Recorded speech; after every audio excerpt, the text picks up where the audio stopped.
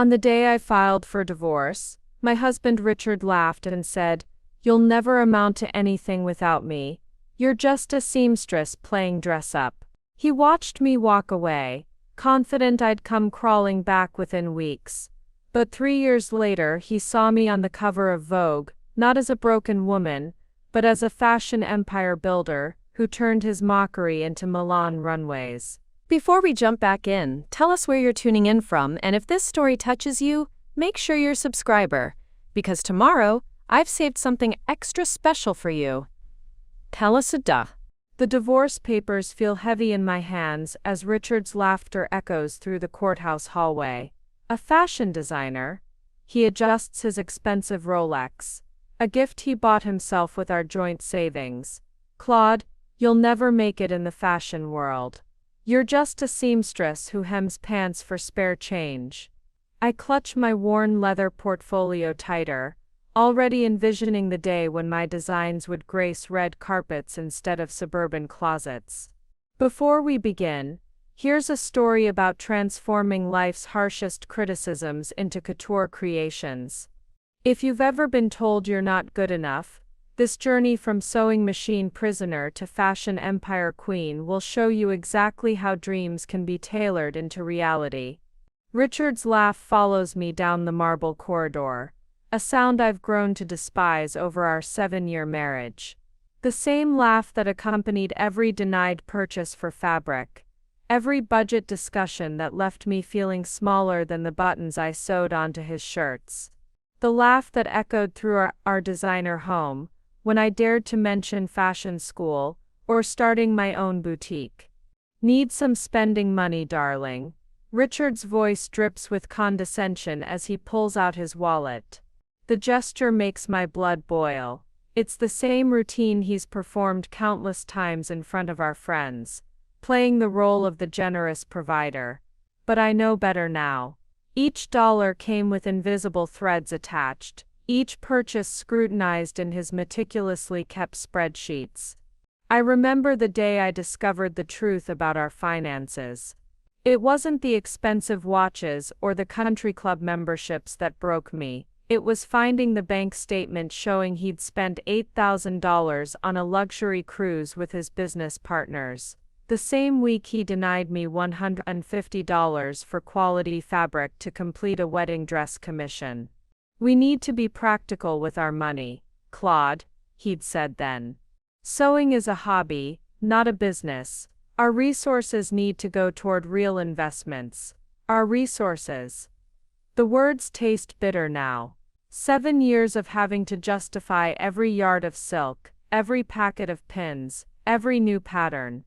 7 years of watching him swipe our joint credit card for business dinners, while I collected fabric scraps from discount bins. 7 years of shared finances that somehow never seemed to share anything with my dreams. The judge was quite generous with the settlement, wasn't he? Richard's voice carries down the hallway. "But we both know you won't last 6 months without access to my accounts. Running a fashion business requires capital, dear, something you clearly lack." His eyes scan my simple black dress, the one I'd sewn myself from clearance fabric, and I see the familiar look of dismissal. My fingers trace the worn leather of my portfolio, safely hidden under my arm. He never understood why I kept this collection of amateur sketches, as he called them. Never noticed how I documented every financial slight, every withdrawn amount, every suspicious transaction in its margins. Between design sketches for evening gowns and day dresses, I built my case, thread by thread, receipt by receipt. "I've frozen all our joint accounts," he calls out, his voice echoing off the walls. "Standard procedure, you understand. Can't have you making any rash decisions with our money." The emphasis he places on "our" makes my skin crawl. I turn, meeting his gaze for the final time. "Our money, Richard? You mean the $250,000 you've been transferring from our joint account into your private business account, the one you thought I didn't know about?" The smirk falls from his face like fabric slipping from a cutting table. Or perhaps you mean the secret account you opened in Switzerland, where you've been hiding your executive bonuses for the past 4 years. His face pales, the Rolex catching the fluorescent light as his hand falls to his side. For the first time, there's no laughter, no condescending smile. How did you 7 years of controlling every penny I spent taught me a lot about tracking money, Richard. You should have let me take that business course I wanted. Might have helped me miss some of those transactions you were hiding. I pull out a folder from my portfolio, watching his eyes widen as he recognizes his own bank statements. The judge found these quite interesting during our private hearing last week, as did the forensic accountant I hired. The sound of my heels clicking against the marble floor is more satisfying than any sewing machine's rhythm as I walk away. Behind me I hear him frantically pulling out his phone, no doubt calling his lawyer, but it's too late. The accounts he used to control me for years have become the evidence of his downfall. My hand rests on the courthouse door, feeling the weight of freedom beyond it. Oh, and Richard, I turn one last time, savoring the panic in his eyes. Thank you for teaching me the importance of keeping detailed records. It's a skill that will serve me well in building my fashion empire. The sunlight hits my face as I step outside, warming me like the heat of a steam iron on silk. In my portfolio, my design sketches hold more than just fashion dreams. They contain proof of every financial manipulation, every hidden account, every lie he fed me along with his criticism of my work. Richard thought he was keeping me confined to our home sewing room, but he really just taught me how to stitch together the perfect revenge. My first apartment after leaving Richard could fit inside our old walk-in closet. The sewing corner consists of my grandmother's vintage Singer machine squeezed between a kitchenette and a Murphy bed. The ironing board doubles as my cutting table, and fabric bolts are stacked wherever they fit. But it's mine.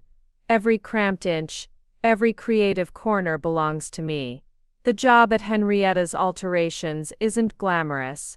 My hands stay busy with hemming pants and taking in waists for 8 hours a day, but between the pins and measuring tape, I watch. I learn. I study the construction of every garment that crosses my table, from discount store dresses to designer pieces brought in by wealthy clients. You missed a stitch, Henrietta Beck says one evening, pointing to a bridesmaid dress I've just finished. But there's curiosity in her voice, as she watches me examine the garment's original construction. You're different from other seamstresses, Claude. You study the design more than the alterations.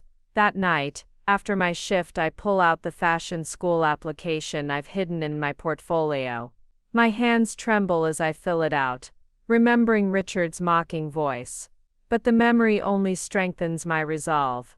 The registration fee takes half my first paycheck, but as I slip the envelope into the mailbox, I feel lighter than chiffon in a spring breeze.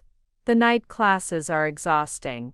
I rush from Henrietta's Alterations to the Fashion Institute, still smelling of fabric sizing and steam, changing into my student uniform in fluorescent-lit bathroom stalls.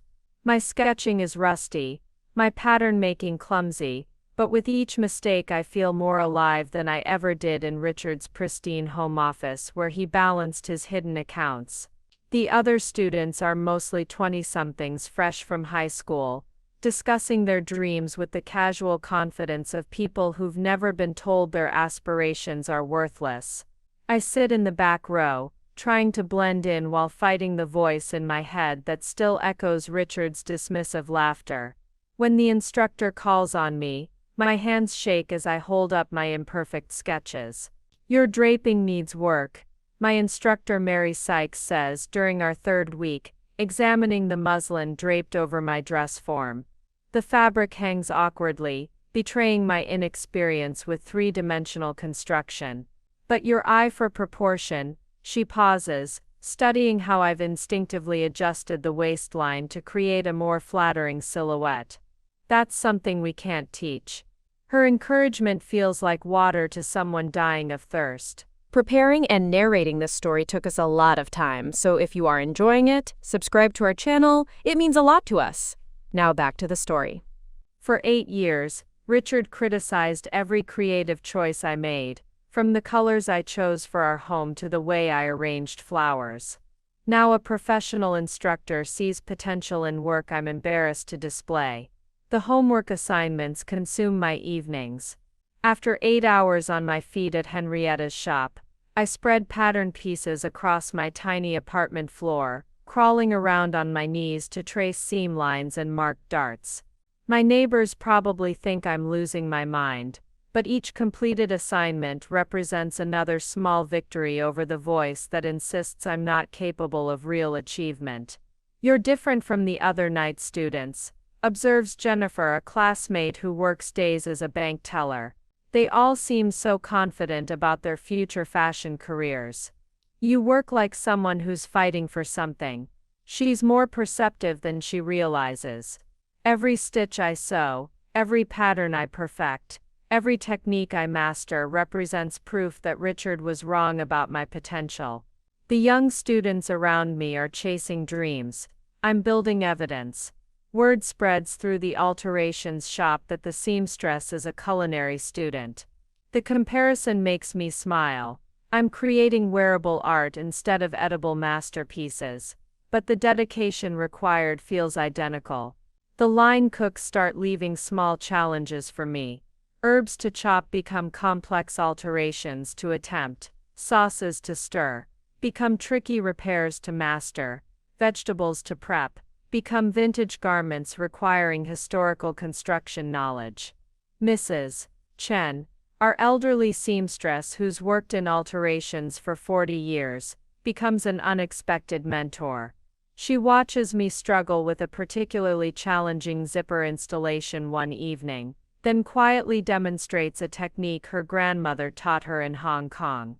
"Patience," she says in her careful English, her weathered hands moving with incredible precision. Good sewing not about speed, about respect for fabric, for construction, for person who will wear. Her philosophy echoes my grandmother's approach, creating a bridge between generations of women who understood that craftsmanship matters more than efficiency. The relationship with my fellow students evolves slowly. Initially intimidated by their youth and confidence, I gradually realize that my life experience provides advantages they lack. When they struggle with client communication during our retail simulation exercises, I draw on years of managing Richard's business dinners and social obligations.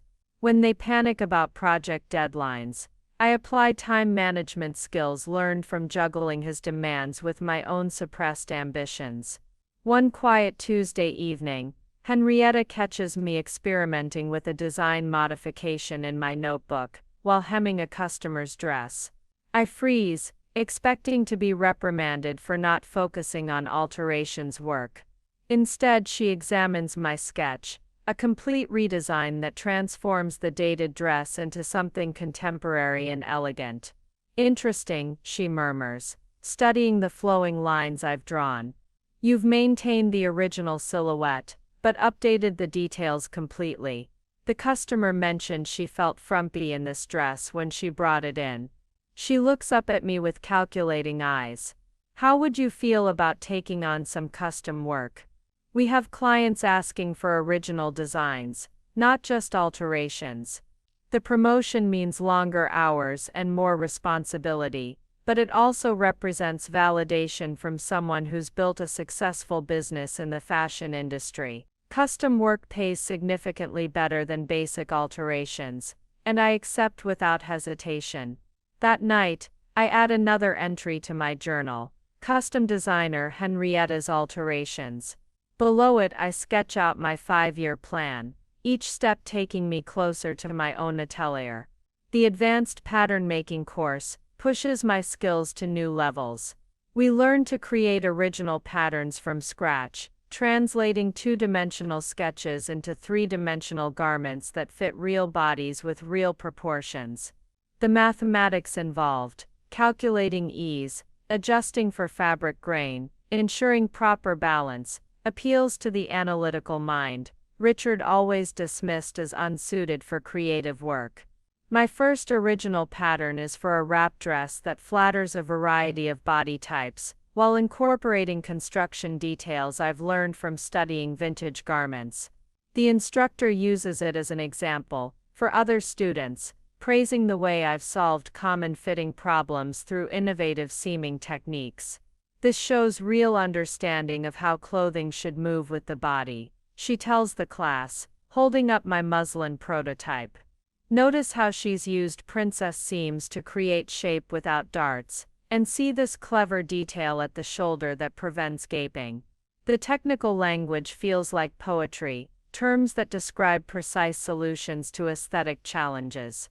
A week later, a familiar face appears in the shop's fitting room, Elizabeth Gold, Richard's former secretary. My heart stops until I realize she's alone, examining herself in a dress I've completely redesigned for her sister's wedding. The original piece was a shapeless mother of the bride dress in an unflattering shade of beige. My modifications have transformed it into something elegant and contemporary, while maintaining appropriate formality. She doesn't recognize me immediately, focused on how the new design flatters her figure in ways the original never could. "This is incredible," she tells Henrietta, turning to see the dress from different angles. "I felt so frumpy when I first tried this on, but now it actually makes me feel beautiful." "Did you hear about Richard Matthews?" she says to Henrietta, while I pin her hem, my heart hammering with sudden attention. The IRS investigation is tearing his consulting firm apart. He's been selling personal assets just to pay his legal fees. Word around the office is he can barely afford his mortgage payments anymore. I continue pinning with steady hands, though my pulse quickens with each detail. The man who controlled every penny of our household budget is now struggling to maintain the lifestyle he built through financial manipulation. He's been showing up to client meetings looking completely disheveled. Elizabeth continues. Lost 3 major accounts last month alone. The vindication tastes sweeter than any dessert, but it's tempered by genuine focus on my work. The woman receiving this gossip isn't the same person who left that courthouse 3 years ago. I'm too busy building my own success to dwell on his failures, though the information does provide satisfying confirmation that consequences eventually catch up with poor choices. That evening, I stay late again, this time working on a fusion design that combines my grandmother's 1940s construction techniques with contemporary silhouettes I'm developing in night school. The piece represents everything I'm learning. Respect for traditional craftsmanship combined with innovation that serves modern women's needs. Henrietta watches silently as I drape fabric over the dress form, creating something that bridges generations of fashion knowledge.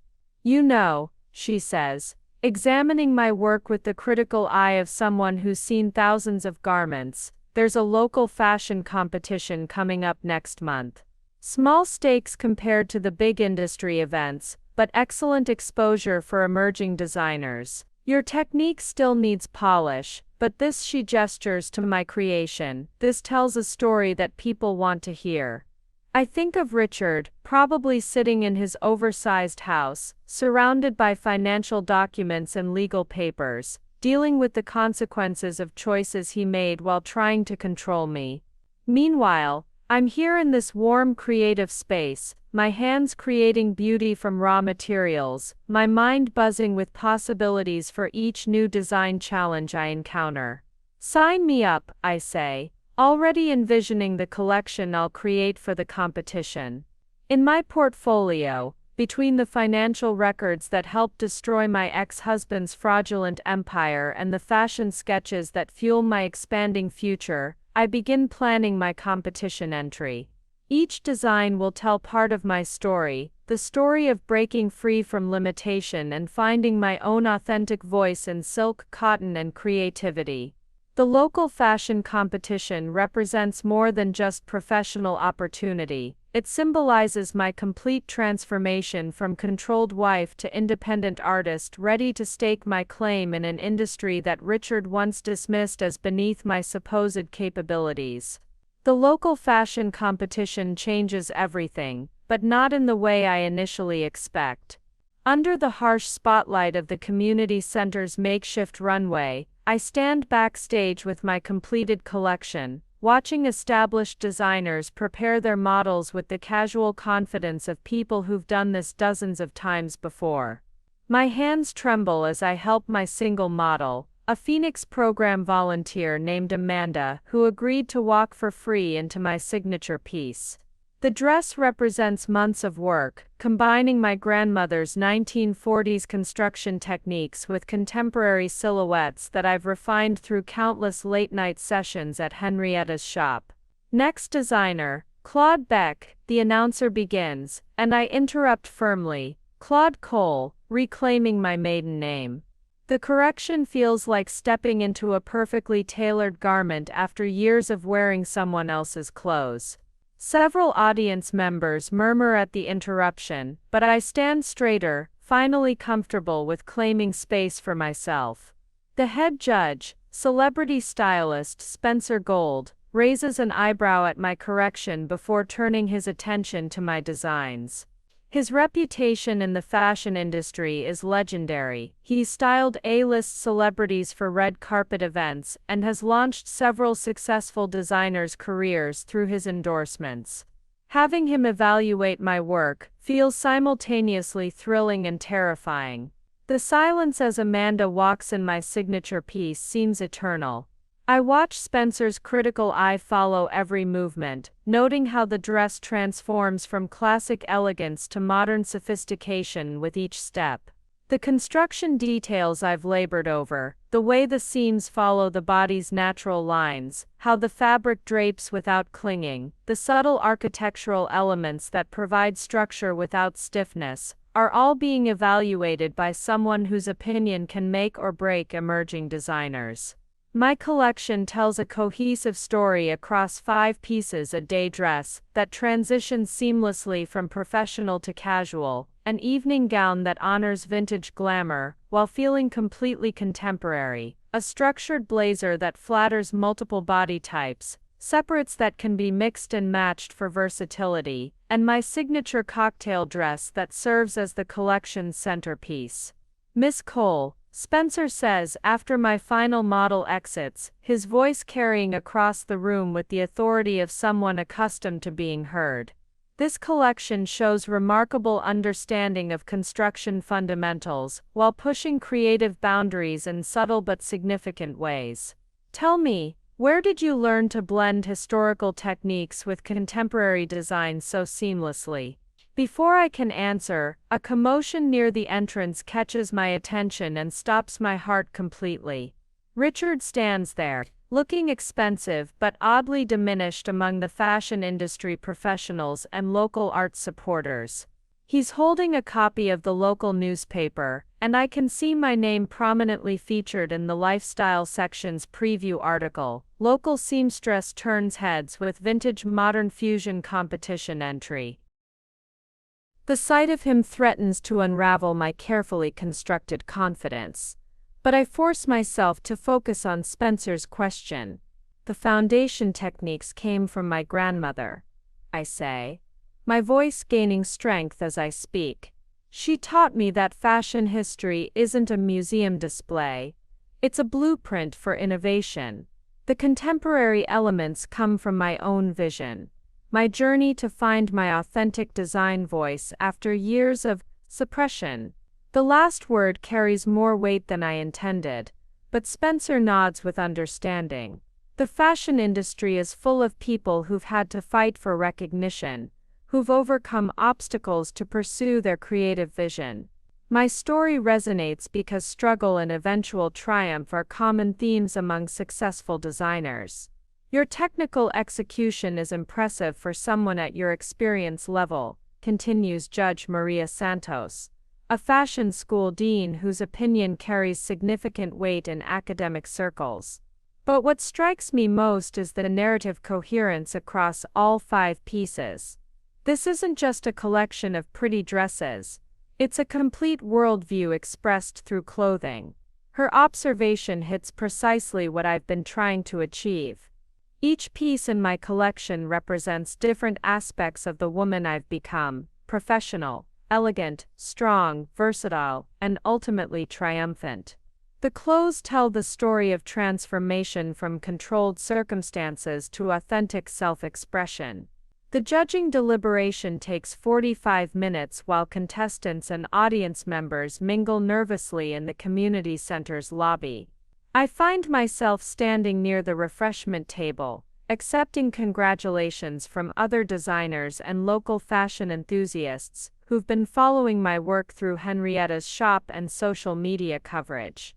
"Your use of traditional construction methods is really innovative," comments Sarah Mitchell, an established designer who's won this competition twice before.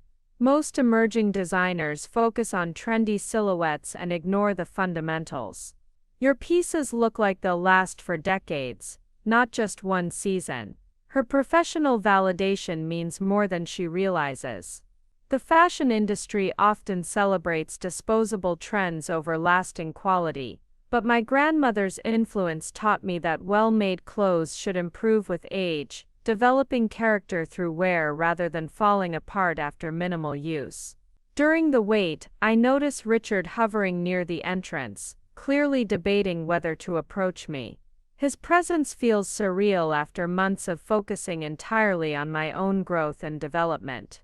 The man who once controlled every aspect of my creative expression is now watching me receive professional recognition in an environment where his business expertise means nothing.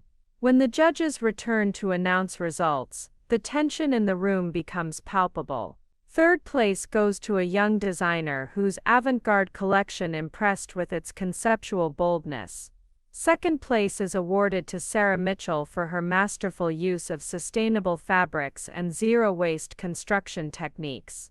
First place in innovation, Spencer announces his voice-building anticipation, goes to Claude Cole for her exceptional fusion of historical craftsmanship with contemporary design sensibility. The category win isn't the overall victory, but it represents exactly the recognition I'd hoped to achieve: acknowledgement that my approach offers something unique and valuable to the fashion conversation. The applause that follows feels like validation for every late night spent perfecting techniques, every moment of doubt overcome through persistent practice, every risk taken in pursuing a dream that Richard had dismissed as impossible. More importantly, the local fashion bloggers and journalists in attendance are particularly interested in my story of transformation, asking detailed questions about my background and design philosophy. "Your journey from alterations work to original design is really compelling," notes Jessica Chen, the lifestyle editor whose coverage can significantly impact local designers' careers. Readers love stories about people who refuse to accept limitations, who find ways to pursue their passions despite obstacles. As I accept my certificate and the modest cash prize that comes with the Innovation Award, I catch Richard's expression from across the room. The confident smirk he wore during our divorce proceedings has been replaced by something more complex: surprise, perhaps even a grudging respect for what I've accomplished. The next morning, Henrietta greets me with a stack of phone messages and email printouts. "Your competition win brought attention we've never had before," she explains, showing me requests for custom work, interview inquiries, and even an appointment request from a buyer for a small boutique chain.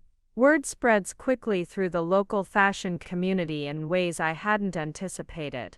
The competition might have been small-scale, but the industry connections present have networks that extend far beyond our city.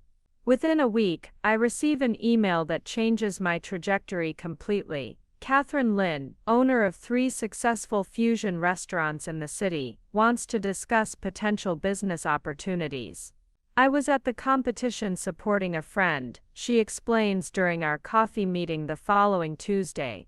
Your collection caught my attention because it reminded me of my own approach to business, respecting tradition while innovating fearlessly. I'd be interested in discussing investment opportunities for a designer with your vision and work ethic.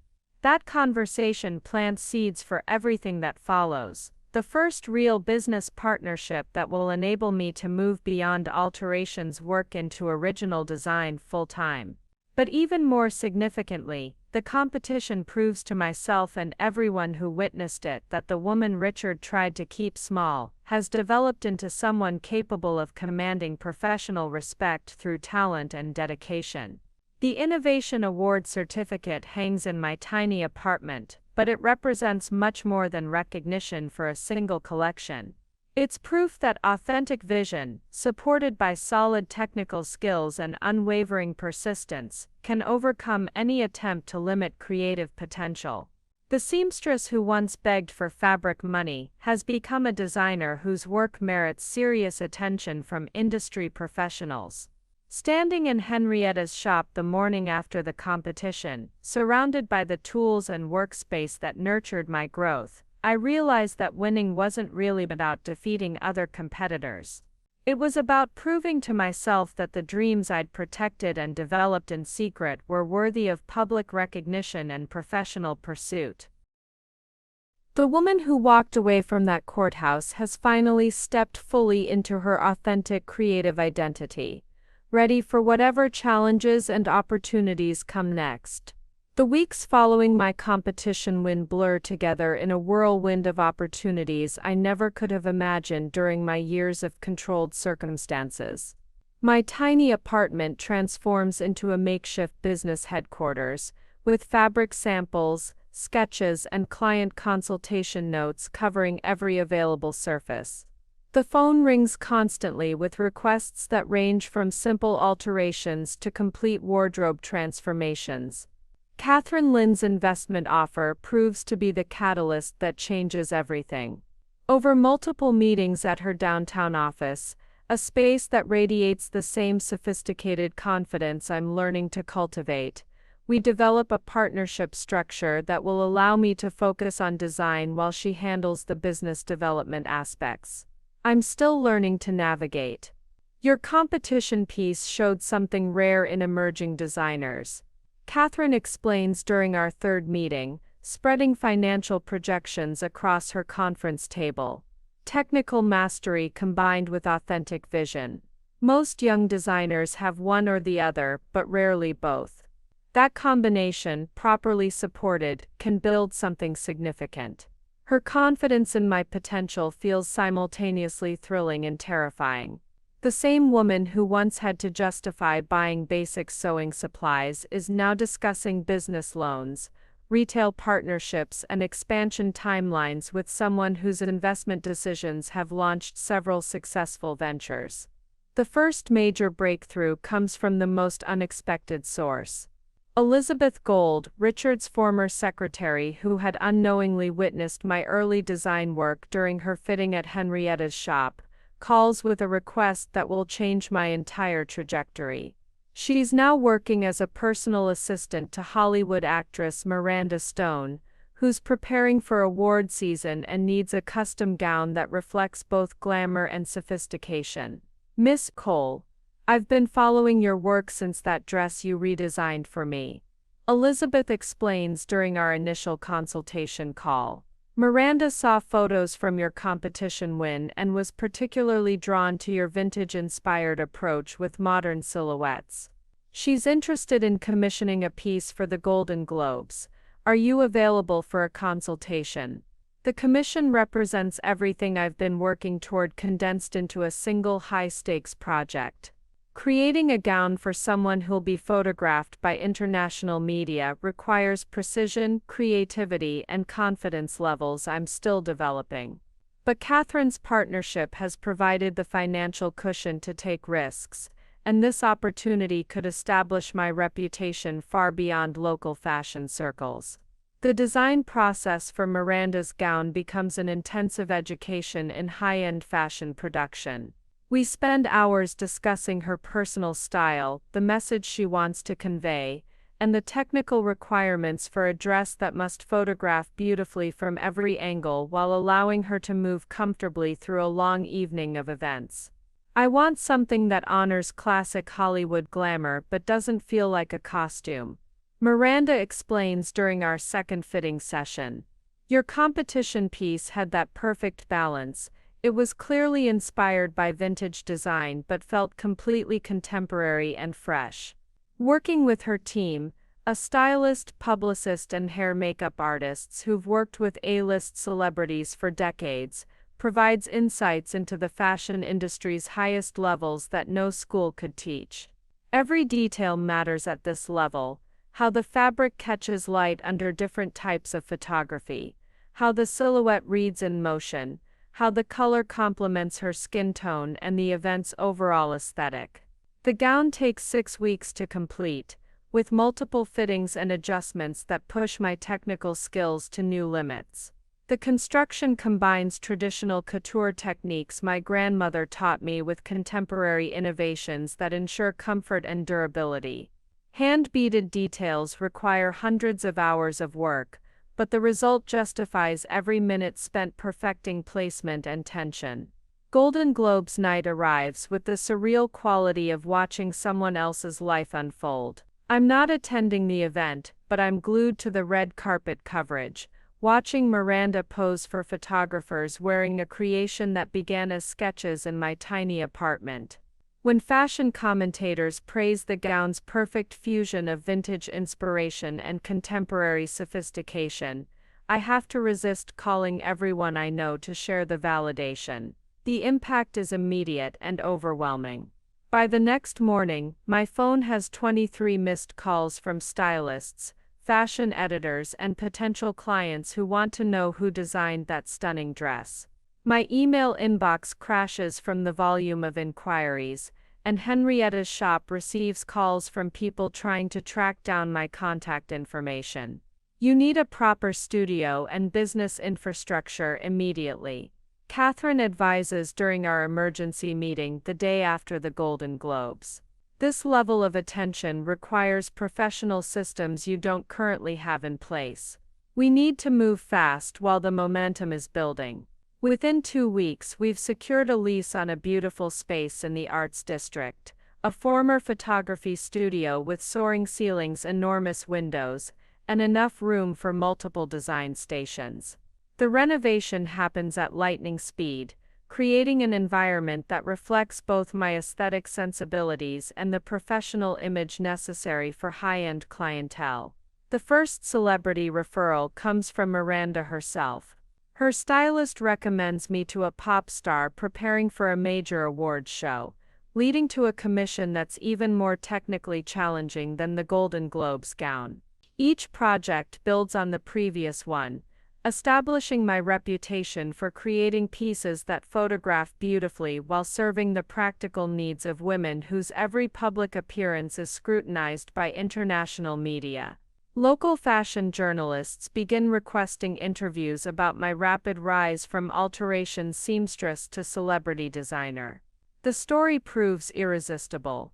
The controlled wife who discovered her talent after escaping financial manipulation, building a fashion business that now attracts Hollywood's attention. Each article generates additional client inquiries and partnership opportunities. Your journey resonates because it's both specific and universal, explains Maria Rodriguez, the fashion editor whose feature article will appear in the city's premier lifestyle magazine. Every woman who's been underestimated or controlled sees possibility in your success. But it's not just inspiration, it's practical proof that talent, given proper support and opportunity, can create remarkable results. The interview process helps me articulate my design philosophy more clearly. Each piece I create tells a story about the woman wearing it, her confidence, her individuality, her understanding of her own power and beauty. Fashion becomes a tool for transformation, allowing women to express their authentic selves while honoring the craftsmanship traditions that make quality clothing possible. International attention begins building as well. A fashion blogger from London features my work in her coverage of American designers to watch, noting how my approach differs from both fast fashion and traditional couture.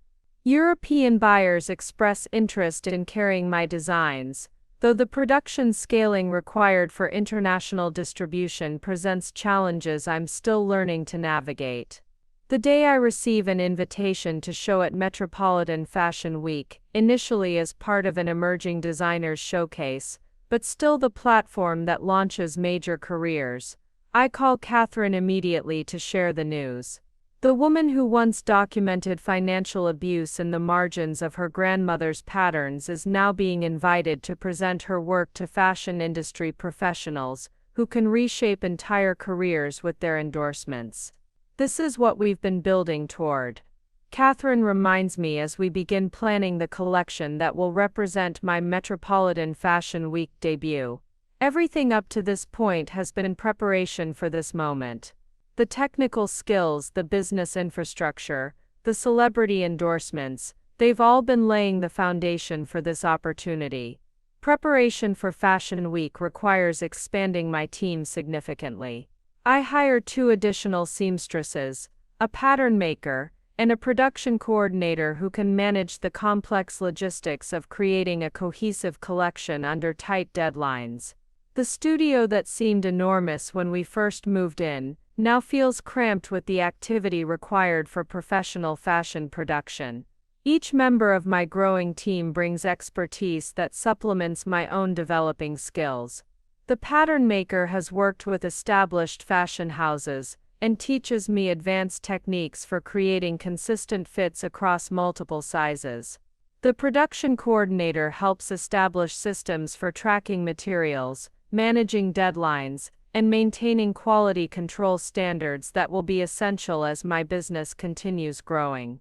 Late evenings in the studio become the norm as Fashion Week approaches, but the atmosphere feels nothing like the controlled environment of my marriage. This is collaborative creativity driven by shared commitment to excellence, not individual achievement, motivated by fear of criticism. When team members offer suggestions or identify potential improvements, their input is welcomed rather than dismissed. The collection for Metropolitan Fashion Week takes shape as my most ambitious project yet. 12 pieces that tell the complete story of contemporary women navigating professional and personal challenges while maintaining their authentic sense of style. Each garment can stand alone as a statement piece, but together they create a narrative about confidence, transformation, and the power of clothing to reflect inner strength. Standing in my studio late one evening, surrounded by the controlled chaos of Fashion Week preparation, I think about the woman who once hemmed pants for $8 an hour, while dreaming of something bigger. That woman could never have imagined commanding the attention of international fashion media, or building a team of skilled artisans dedicated to bringing her vision to life.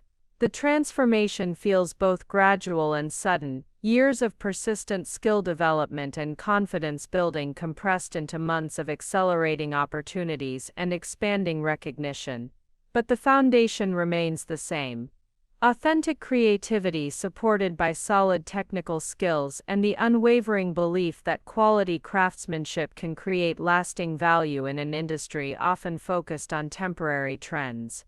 The countdown to Fashion Week continues, but I'm no longer the terrified seamstress asking permission to pursue her dreams.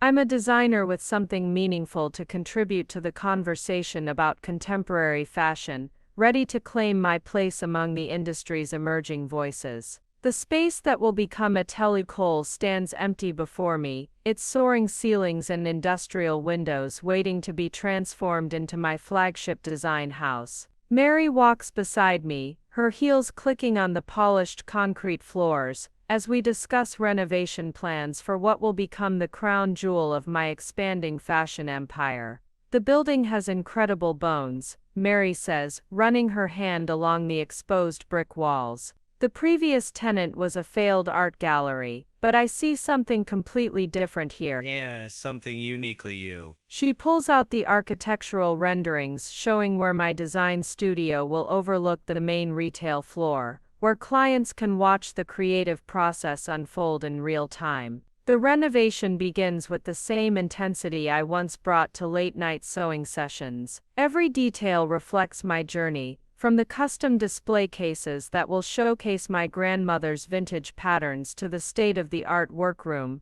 where my team will bring impossible visions to life. The centerpiece is my personal design studio, elevated above the main floor with floor-to-ceiling windows that flood the space with inspiration. Your story should be visible in every corner, the interior designer explains as we finalize the aesthetic. This isn't just a boutique, it's a testament to transformation, to the power of believing in your own vision when no one else will. The grand opening approaches with military precision. Fashion industry insiders, celebrities and journalists from around the world request invitations to what Vogue calls the most anticipated fashion event of the season. The guest list reads like a who's who of American style, but it's the unexpected RSVP that catches my attention. Rachel Richards' current girlfriend has somehow secured an invitation through her connections in the art world. She has no idea she's attending the triumph of the woman her boyfriend spent years trying to diminish. The irony tastes sweeter than the champagne we'll be serving.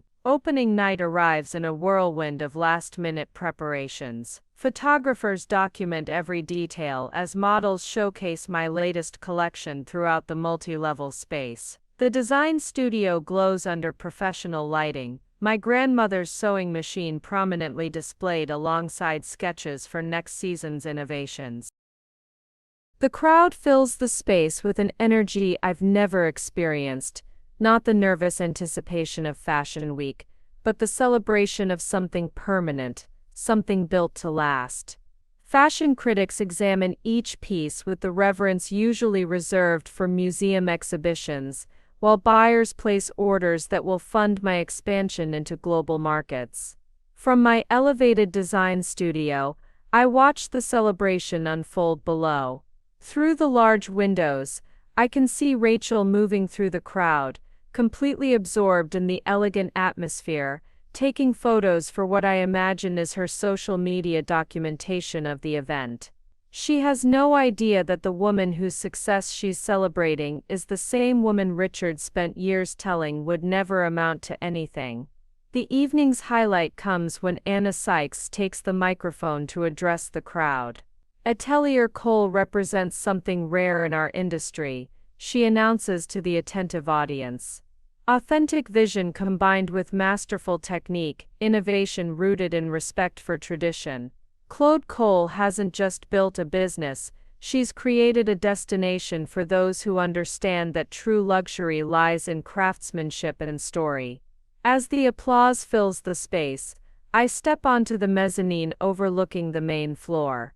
The crowd below looks up expectantly, their faces reflecting appreciation for both the evening's elegance and the journey that brought me here. In the back corner, I spot a familiar figure trying to blend into the shadows. Richard stands near the entrance, looking expensive but uncomfortable among the fashion elite.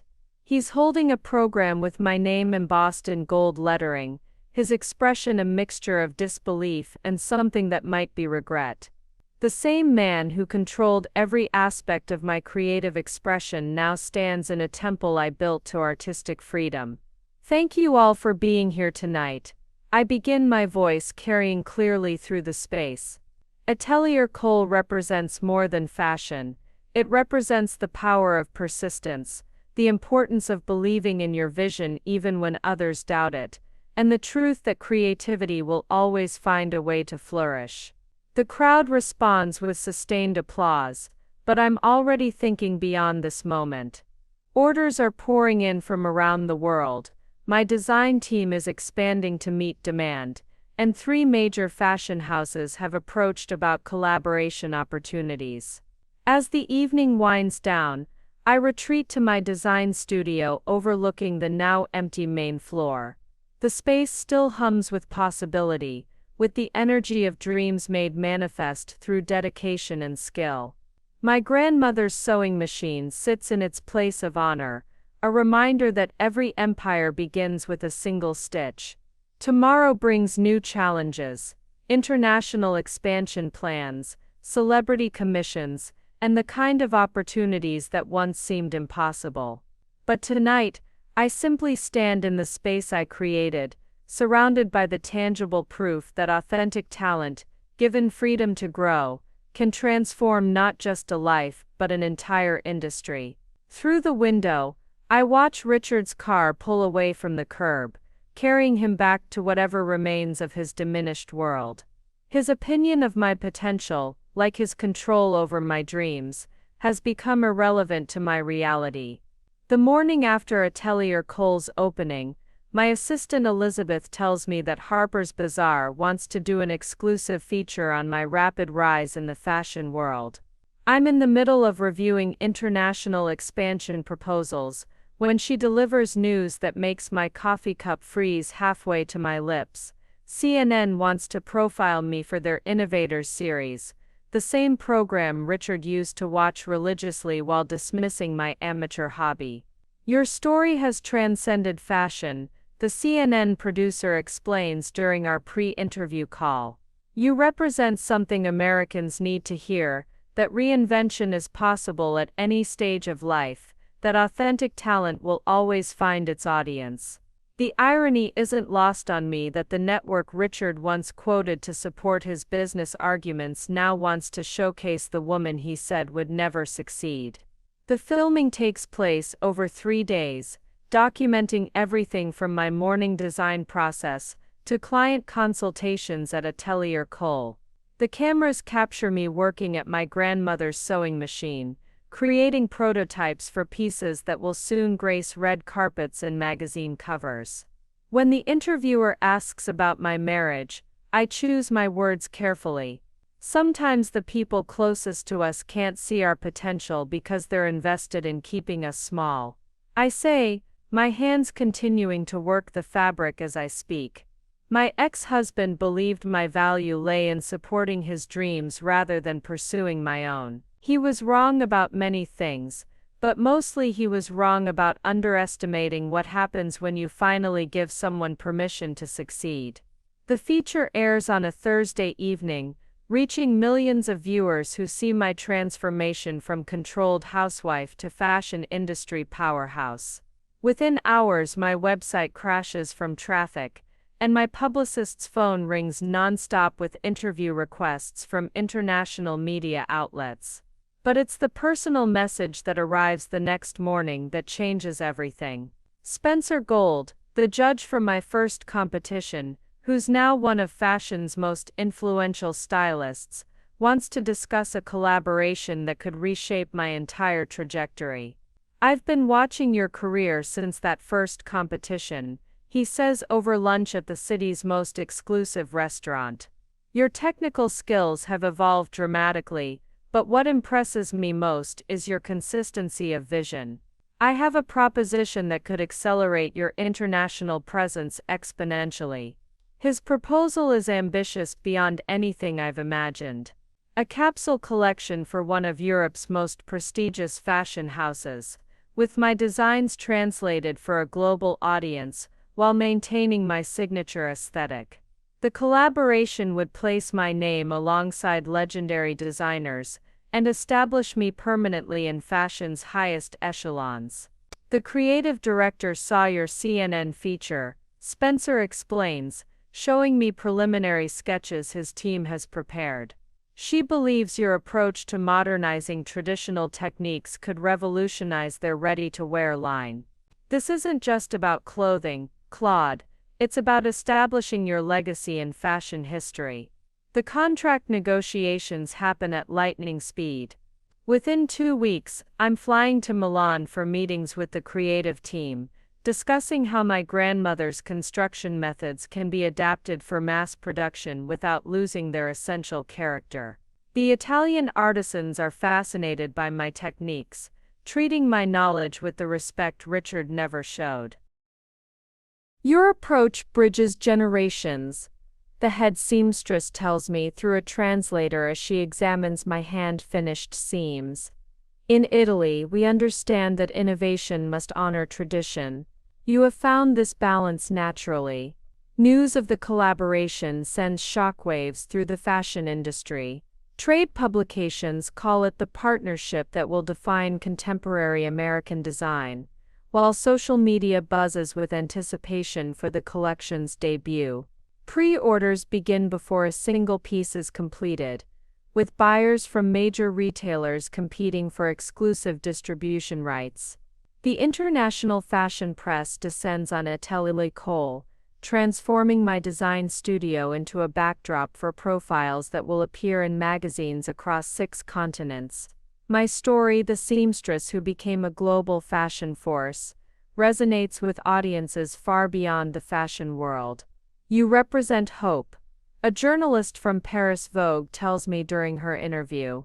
In a time when people feel trapped by circumstances, you prove that reinvention is possible with enough determination and authentic talent. The collaboration collection launches simultaneously in 50 cities worldwide, accompanied by a documentary about my design process that streams globally. The opening night gala in Milan attracts fashion royalty, celebrities, and the kind of industry veterans who determine lasting success versus temporary fame. As I watch models present my designs on the Italian runway, pieces that began as sketches in my portfolio, while documenting Richard's financial betrayals, I think about the journey from that courthouse hallway to this moment of international recognition. The woman who once had to justify buying fabric is now setting trends that will influence fashion for seasons to come. Back home, I know Richard is watching the coverage, seeing my name mentioned alongside designers he once quoted to diminish my aspirations. But his validation, like his control, has become irrelevant to my reality. I've built something he could never understand, a career based on authentic creativity rather than financial manipulation. The Milan show ends with a standing ovation that lasts 5 minutes. The fashion elite recognizing not just talent but the rare courage to transform opposition into opportunity. The success of the Milan collaboration opens doors I never imagined possible. Within 6 months, Atelier Cole transforms from a single boutique to an international fashion house with flagship stores in New York, Paris, London, and Tokyo. Each location reflects my design philosophy while adapting to local aesthetics. My grandmother's vintage techniques reimagined through global perspectives. Your brand has achieved something remarkable, Mary tells me as we review the quarterly reports in my expanded corporate office. You've created a luxury fashion house that maintains authenticity across cultures. The Tokyo store is outselling our projections by 300%, and the waiting list for custom pieces extends 18 months. The expansion happens with surgical precision. Each new location requires local artisans trained in my specific construction methods, creating a network of skilled seamstresses who carry my vision to new markets. In Paris, I work with couture ateliers who've served fashion houses for generations. In Tokyo, master tailors adapt my techniques to their precision-focused craftsmanship philosophy. Then comes the invitation that represents the ultimate validation. The Council of Fashion Designers of America wants to present me with their Emerging Designer Award, the same recognition Richard once told me I'd never be qualified to dream about. The ceremony takes place at Lincoln Center, with the fashion industry's most influential figures gathering to celebrate the year's achievements. Standing backstage before my acceptance speech, I think about the woman who once sat in divorce court, clutching evidence of financial abuse while her husband laughed at her dreams. That woman couldn't have imagined standing here, about to address an audience of fashion luminaries who now consider her a peer. Claude Cole has redefined what it means to honor tradition while embracing innovation, the presenter announces to the glittering audience. Her rapid ascent from seamstress to global fashion force proves that authentic talent, given the freedom to flourish, can reshape entire industries. My acceptance speech focuses on persistence and vision rather than personal vindication. This award represents every woman who has been told her dreams are too small or too big, too traditional or too unconventional. I tell the audience, authentic creativity doesn't follow prescribed paths. It cuts its own pattern and stitches together possibilities others can't see.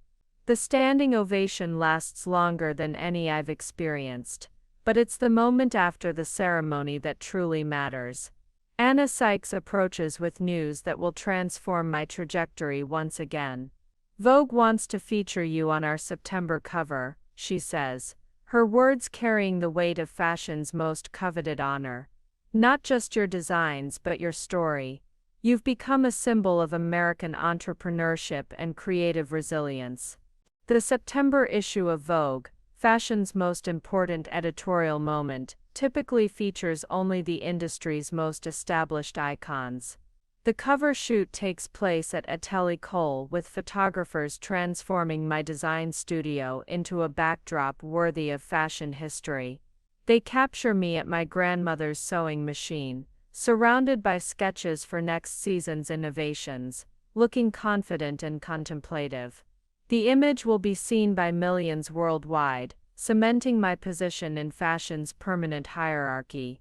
Your journey resonates beyond our typical readership, the photographer explains between shots. Business schools are using your story in case studies about brand building and market disruption.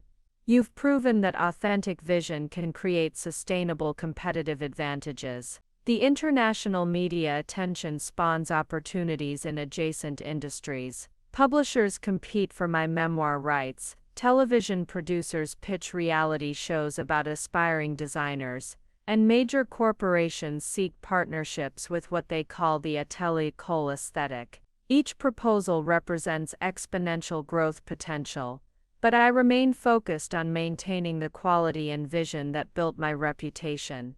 The memoir deal alone generates enough advance money to fund my next expansion phase. Within a year, Atelier Cole will open in Milan, Sydney, and Los Angeles, each location designed to showcase local interpretations of my signature style. The book titled Threading Dreams, A Seamstress's Journey to Fashion's Summit becomes a bestseller before publication. During this whirlwind period of growth, I receive an unexpected email that brings my journey full circle. Henrietta writes from her original alterations shop, now struggling to compete with chain stores and online retailers. She asks if I'm interested in acquiring the business that gave me my first break, transforming it into Atelier Cole's training center for emerging seamstresses. It would mean everything to preserve this space where so many dreams began, she writes. You understand better than anyone how important it is to have a place where talent can develop without judgment. The acquisition happens within weeks, with Henrietta staying on as director of our new apprenticeship program. We renovate the space while preserving its essential character, creating a bridge between my humble beginnings and my current success. The first class of apprentices includes women escaping controlling relationships, recent immigrants seeking new opportunities, and career changers pursuing delayed dreams. Standing in the renovated space where I once hemmed pants for $8 an hour, I feel the satisfying weight of a cycle completed. The woman who once begged for fabric money now employs hundreds of artisans worldwide, each one carrying forward techniques that honor tradition while embracing innovation. Richard's dismissive laughter from that courthouse hallway seems like an echo from another lifetime, replaced by the productive hum of sewing machines, operated by women who understand that creativity, given freedom and support, can build empires. The success of my Metropolitan Fashion Week debut opens doors I never imagined possible during those early days of hemming pants and documenting Richard's financial betrayals. Within 6 months, what began as a single studio in the Arts District transforms into an international fashion house with flagship locations spanning 4 continents, each one reflecting my design philosophy while adapting to local aesthetics and cultural preferences. Your brand has achieved something extraordinary, Mary tells me as we review quarterly reports in my expanded corporate headquarters, a full floor of a downtown skyscraper that houses our design studios, business operations, and the growing team required to manage global expansion. You've created a luxury fashion house that maintains authenticity across completely different markets.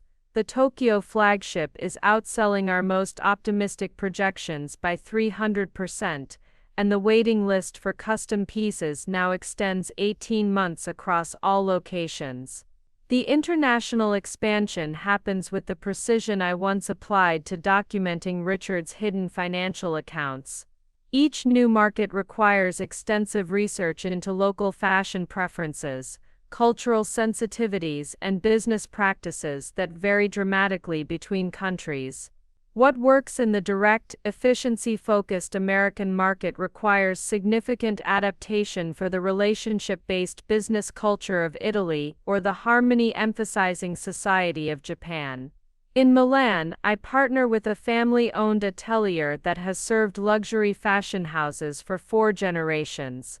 The head seamstress, Isabella Rossi, initially approaches our collaboration with skepticism, another American designer attempting to capitalize on Italian craftsmanship traditions without understanding their deeper cultural significance.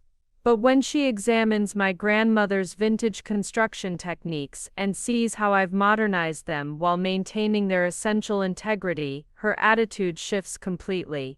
You understand that innovation must honor tradition, she tells me through our translator during my second visit to the Milan workshop. Many designers come here seeking only our reputation, not our knowledge. You bring knowledge of your own and seek partnership, not exploitation. Her endorsement opens doors throughout Milan's tight-knit fashion community, establishing credibility that takes most foreign designers years to achieve.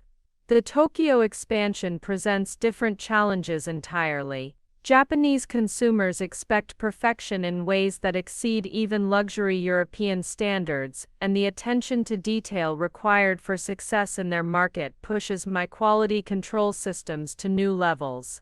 Every seam must be precisely executed, every button perfectly aligned, every hem exact to the millimeter. The discipline required reminds me of my grandmother's approach to sewing, the belief that shortcuts in construction ultimately show in the finished garment's longevity and appearance. Working with master tailor Hiroshi Tanaka teaches me construction techniques that have been refined over centuries.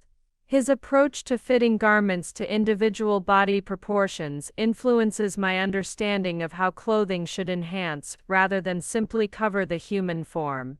Each person's body tells a unique story, he explains during one of our collaboration sessions. Good clothing respects this story while helping tell it more beautifully. The London flagship occupies a Georgian townhouse in Mayfair that perfectly embodies the blend of historical respect and contemporary innovation that defines my brand. The renovation preserves original architectural details while incorporating modern lighting and display systems that showcase my designs against backgrounds that honor British fashion heritage. The opening reception attracts fashion industry luminaries, members of parliament, and even minor royalty who appreciate the way my American perspective complements rather than competes with British design traditions. Each international location requires hiring and training local staff who understand both my design philosophy and their specific market's expectations. The process involves more than just teaching construction techniques, it requires transmitting the emotional story behind each collection, the significance of quality over quantity, and the importance of creating pieces that empower women rather than simply decorating them. The Paris boutique launches during Fashion Week with a collection specifically designed for the French market's sophisticated aesthetic preferences. French women approach fashion differently than Americans. They invest in fewer, higher-quality pieces that they wear repeatedly rather than constantly updating their wardrobes with trendy items. My approach to creating timeless designs with contemporary relevance resonates perfectly with this philosophy, leading to immediate success with Parisian clients who become brand ambassadors within their influential social circles. Managing international operations while maintaining design quality requires building systems Richard never could have imagined during his days of controlling my fabric purchases. We implement digital pattern libraries that ensure consistency across all production facilities, video training programs that teach construction techniques to seamstresses in different countries, and quality control protocols that maintain standards regardless of where pieces are manufactured. The day we signed distribution agreements with luxury department stores in 12 countries, I receive a newspaper clipping from a former colleague of Richard's. The article details his continued financial struggles and includes a quote where he mentions watching my international success with a mixture of pride and regret for not supporting her dreams when we were together. The gesture of sending the clipping seems intended kindly, but Richard's opinion has become as irrelevant to my reality as weather reports from distant countries. International fashion media begins treating me as an established rather than emerging designer. Vogue Italia features my work in an editorial about American designers reshaping global fashion conversations. Harper's Bazaar UK includes me in their annual list of industry innovators who are redefining luxury for a new generation of conscious consumers. The recognition validates not just individual success but the viability of my entire approach to fashion as storytelling and empowerment. The Council of Fashion Designers of America invitation arrives on elegant letterhead that reminds me of the divorce papers I once signed with trembling hands. They want to present me with their International Impact Award during a ceremony at Lincoln Center, recognizing my role in expanding American design influence through culturally sensitive international expansion and commitment to artisanal craftsmanship traditions. Standing backstage before my acceptance speech, I think about the woman who once sat in that courthouse hallway, listening to Richard's confident predictions about my inevitable failure. The awards ceremony audience includes fashion industry titans whose approval I once thought was impossibly beyond reach, business leaders who understand the complexity of successful international expansion, and media representatives who will broadcast my story to millions of viewers worldwide. Claude Cole has redefined what it means to build an authentic global fashion brand, the presenter announces to the glittering audience. Her rapid expansion from local seamstress to international fashion house proves that authentic vision, properly supported and executed, can reshape entire industries while honoring the craftspeople and traditions that make excellence possible. My acceptance speech focuses on the importance of supporting artisan communities in every market where we operate, ensuring that international expansion creates opportunities for local seamstresses rather than displacing traditional craftsmanship with mass production. Global success must benefit the communities that make it possible, I tell the audience. Every Atelier Cole location is designed to celebrate local expertise while contributing to the economic development of the artisan traditions that keep fashion's heritage alive. The standing ovation that follows lasts longer than any I've experienced, but more importantly, it represents recognition from peers who understand the complexity of what I've achieved. Building an international fashion house requires more than creative vision. It demands cultural sensitivity, business acumen, and the ability to maintain quality standards across vastly different operational environments. After the ceremony, Anna Sykes approaches with news that will transform my trajectory once again. Vogue wants to feature you on our September cover, she says, her words carrying the weight of fashion's most coveted honor. Not just your designs but your story of transformation through authentic craftsmanship. You've become a symbol of what's possible when talent meets opportunity and determination. The September issue of Vogue, fashion's most important editorial moment each year, typically features only the industry's most established icons or the rare emerging designer, whose work represents a significant cultural moment. The cover story will be seen by millions worldwide, cementing my position in fashion's permanent hierarchy while introducing my story to audiences far beyond the industry's traditional boundaries. The cover shoot takes place across all 4 flagship locations, with photographers capturing me at work in each cultural context, draping fabric in the Milan atelier, consulting with pattern makers in Tokyo, sketching in the London design studio, and putting finishing touches on a gown in the Paris boutique. The images tell the story of a designer whose vision transcends geographic boundaries while respecting local traditions and expertise. Your journey resonates because it proves that authentic success has no geographic limitations, the photographer explains between shots in the Tokyo studio. Business schools are using your international expansion as a case study in culturally sensitive growth strategies. You've shown that respecting local traditions while maintaining brand integrity creates stronger results than imposing American business practices on international markets. The memoir deal that emerges from the Vogue coverage generates an advance that funds the next phase of expansion, flagship stores in Sydney, Dubai, and São Paulo, each designed to serve as both retail locations and cultural bridges that introduce my design philosophy to entirely new markets. The book, titled Threading Dreams from Seamstress to Global Fashion Force, becomes an international bestseller before publication, with translation deals in 15 languages. Standing in my corporate headquarters late one evening, looking out at the city lights through floor-to-ceiling windows that frame a view Richard never could have afforded during his days of financial manipulation, I realize that my journey has evolved far beyond personal vindication or professional success.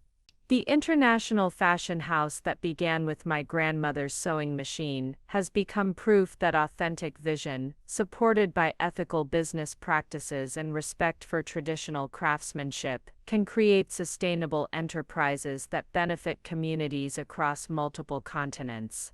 The woman Richard tried to keep small by controlling her access to fabric and dismissing her creative ambitions has become a global force whose influence extends far beyond fashion into conversations about cultural respect, artisan support, and the responsibility that comes with international success. Each new market we enter, each local seamstress we train, each traditional technique we help preserve, represents another thread in a tapestry that connects women's creative potential across all geographic and cultural boundaries.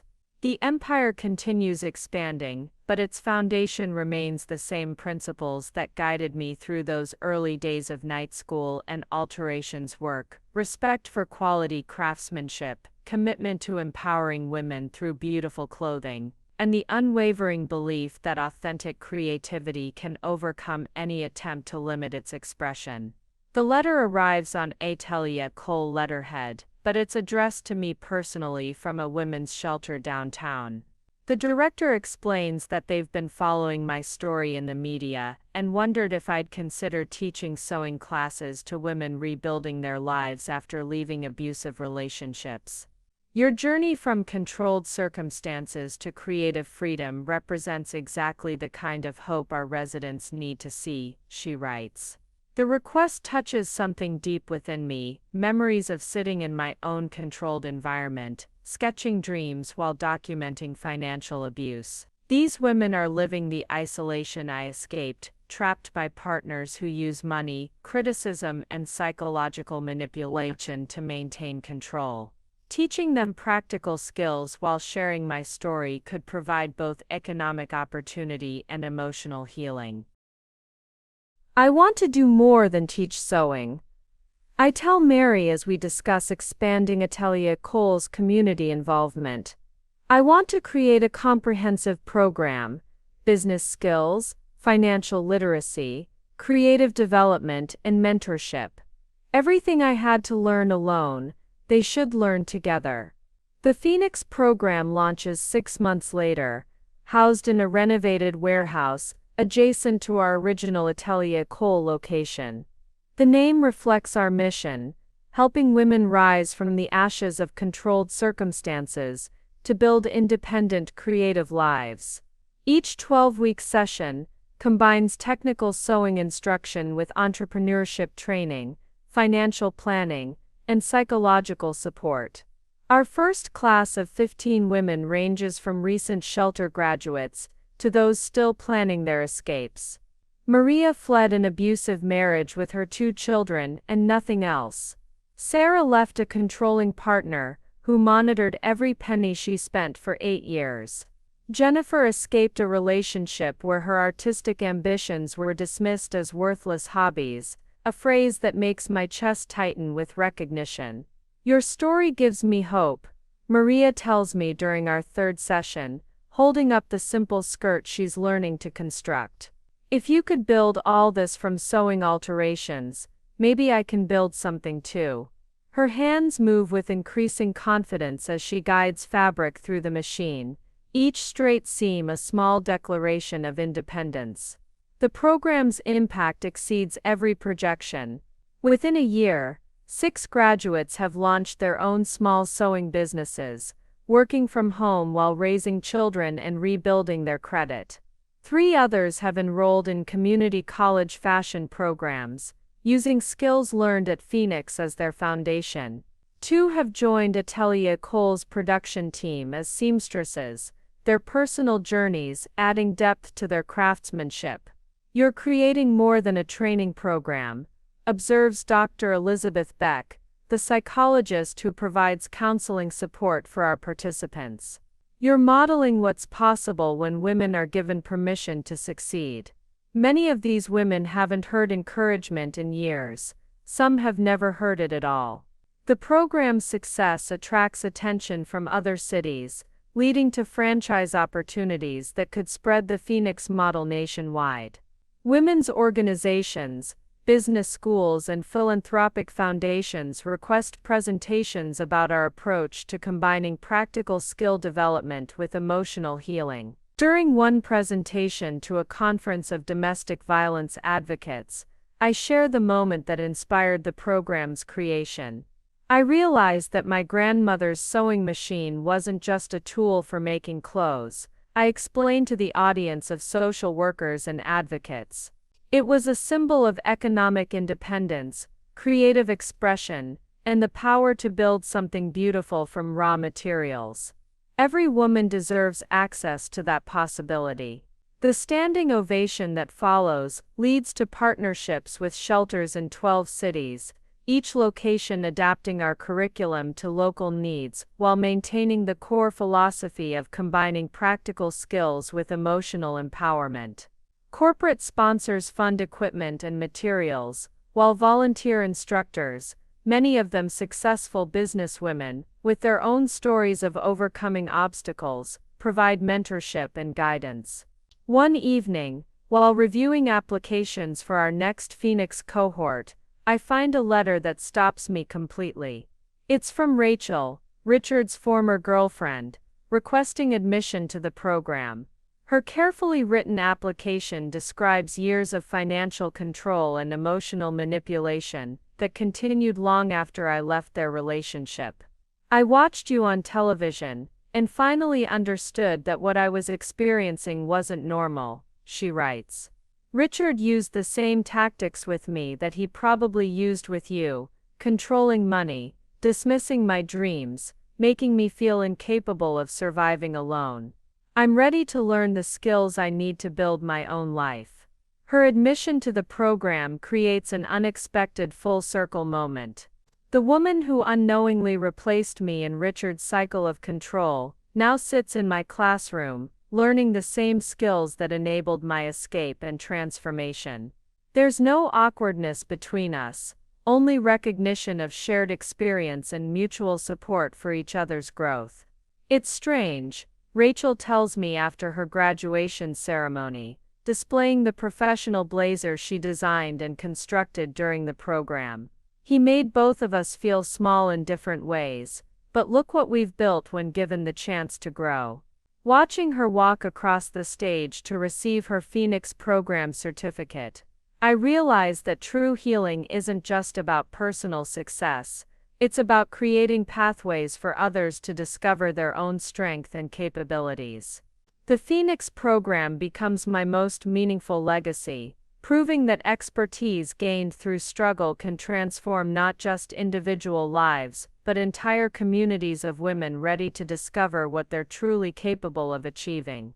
3 years to the day after Richard laughed at my dreams in that courthouse hallway, I stand before a packed auditorium at the Metropolitan Fashion Institute, delivering the keynote address for their annual graduation ceremony. The audience includes emerging designers, industry veterans, and business leaders who understand that authentic success stories deserve to be shared and celebrated. 3 years ago, someone I trusted told me I'd never amount to anything. I begin, my voice carrying clearly through the silent auditorium. He believed that controlling my resources and dismissing my dreams would keep me safely confined to the small role he'd assigned me. He was wrong about my potential, but more importantly, he was wrong about the nature of creativity itself. The graduates lean forward, recognizing their own struggles in my words. Many of them have faced similar dismissal, from families who don't understand artistic ambitions, from partners who see creativity as a luxury rather than a necessity, from society that questions whether fashion design constitutes real work. Creativity cannot be contained by those who lack vision.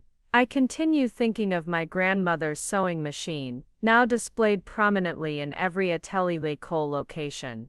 Authentic talent will always find its way to the surface, but only if we have the courage to nurture it despite opposition, criticism, and doubt. I share the practical elements of my journey, the documentation that protected me legally, the night school classes that built my skills, the willingness to start at the bottom and work with dedication rather than entitlement. But I focus equally on the psychological transformation required to move from controlled circumstances to creative freedom. The most important lesson I learned wasn't about design or business. I tell them, remembering the terrified woman who once begged for fabric money. It was about trusting my own judgment after years of having it questioned and dismissed.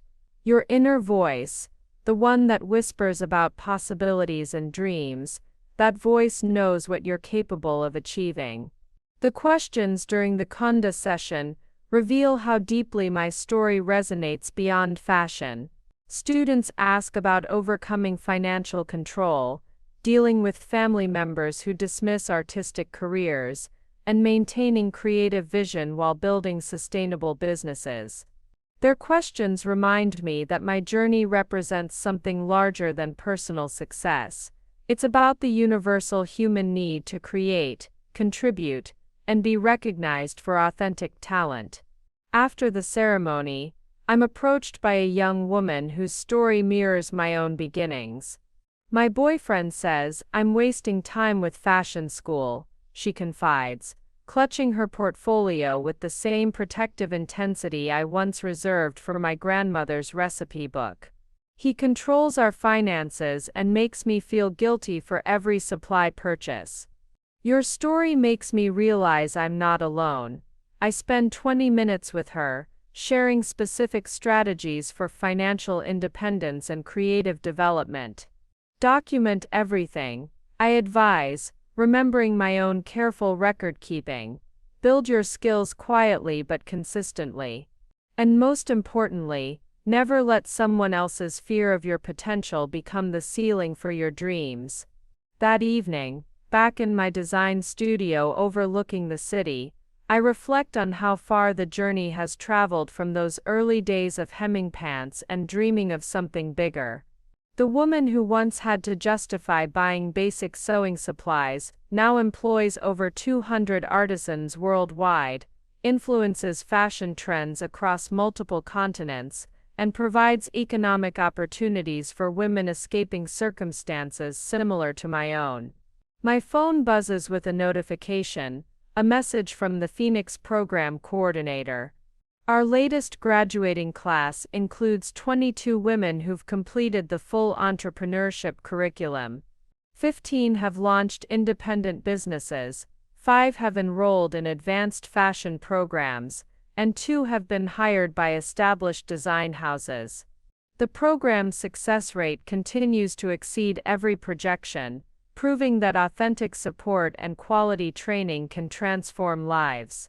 I open my laptop and begin drafting my next project, a comprehensive online course that will make fashion design education accessible to women regardless of location or financial circumstances. The curriculum will combine technical instruction with business development, financial literacy, and the psychological tools needed to overcome systematic dismissal of creative ambitions. Every woman deserves the opportunity to discover what she's truly capable of creating, I write in the course introduction. Whether your dreams involve fashion, fine art, literature, or any other creative pursuit, the principles remain the same: authentic vision, persistent development of skills, and the courage to trust your own judgment, despite those who would keep you small. The course launches simultaneously in 8 languages, reaching women across 6 continents who share similar stories of controlled circumstances and dismissed dreams. Pre-registration numbers suggest we'll reach over 10,000 students in the first year, each one carrying forward the lesson that creativity, given freedom and support, can transform not just individual lives but entire communities. Looking out at the city lights through my studio windows, I smile at the memory of Richard's confident prediction that I'd never survive without him. The woman he tried to keep small has become larger than his imagination could comprehend, building something that will outlast both our marriage and his attempts to control my potential. The best revenge, I've learned, isn't proving doubters wrong, it's building something so meaningful and authentic that their opinion becomes irrelevant to your reality. The email arrives on a Tuesday morning while I'm reviewing designs for Paris Fashion Week. My assistant hesitates before delivering the message, recognizing the sender's name from years of stories about my past. Richard has requested a meeting, claiming he has important matters to discuss regarding our shared history and his sincere desire to make amends. He's been trying to reach you for weeks, Elizabeth explains, showing me a series of increasingly desperate messages. The tone has shifted from demanding to pleading. Something significant has changed in his circumstances.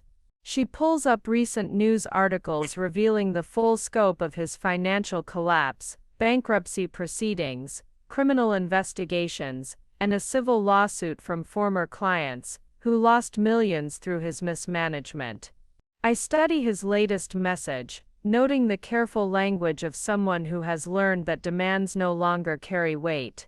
He mentions having documents that belong to you, Elizabeth continues, says he found things while packing his possessions that he should have returned years ago. The curiosity wins. 3 years have transformed me so completely that facing Richard feels like meeting a character from someone else's story.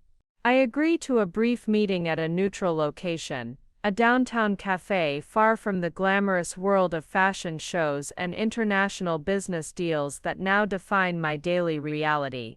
He arrives 15 minutes early, and I watch through the cafe window as he sits alone at a corner table, looking older and significantly diminished. The confident posture is gone, replaced by the hunched shoulders of someone carrying the weight of consequences. His expensive suits have been replaced by off-the-rack clothing that doesn't quite fit, and his once perfect grooming shows signs of financial strain. When I enter, he stands quickly, his face showing genuine relief that I've honored the appointment. "Claude, thank you for agreeing to see me," he says, his voice carrying none of the commanding tone I remember. "You look incredible, successful, everything I should have recognized you were capable of achieving." I take the seat across from him, noting how our roles have completely reversed.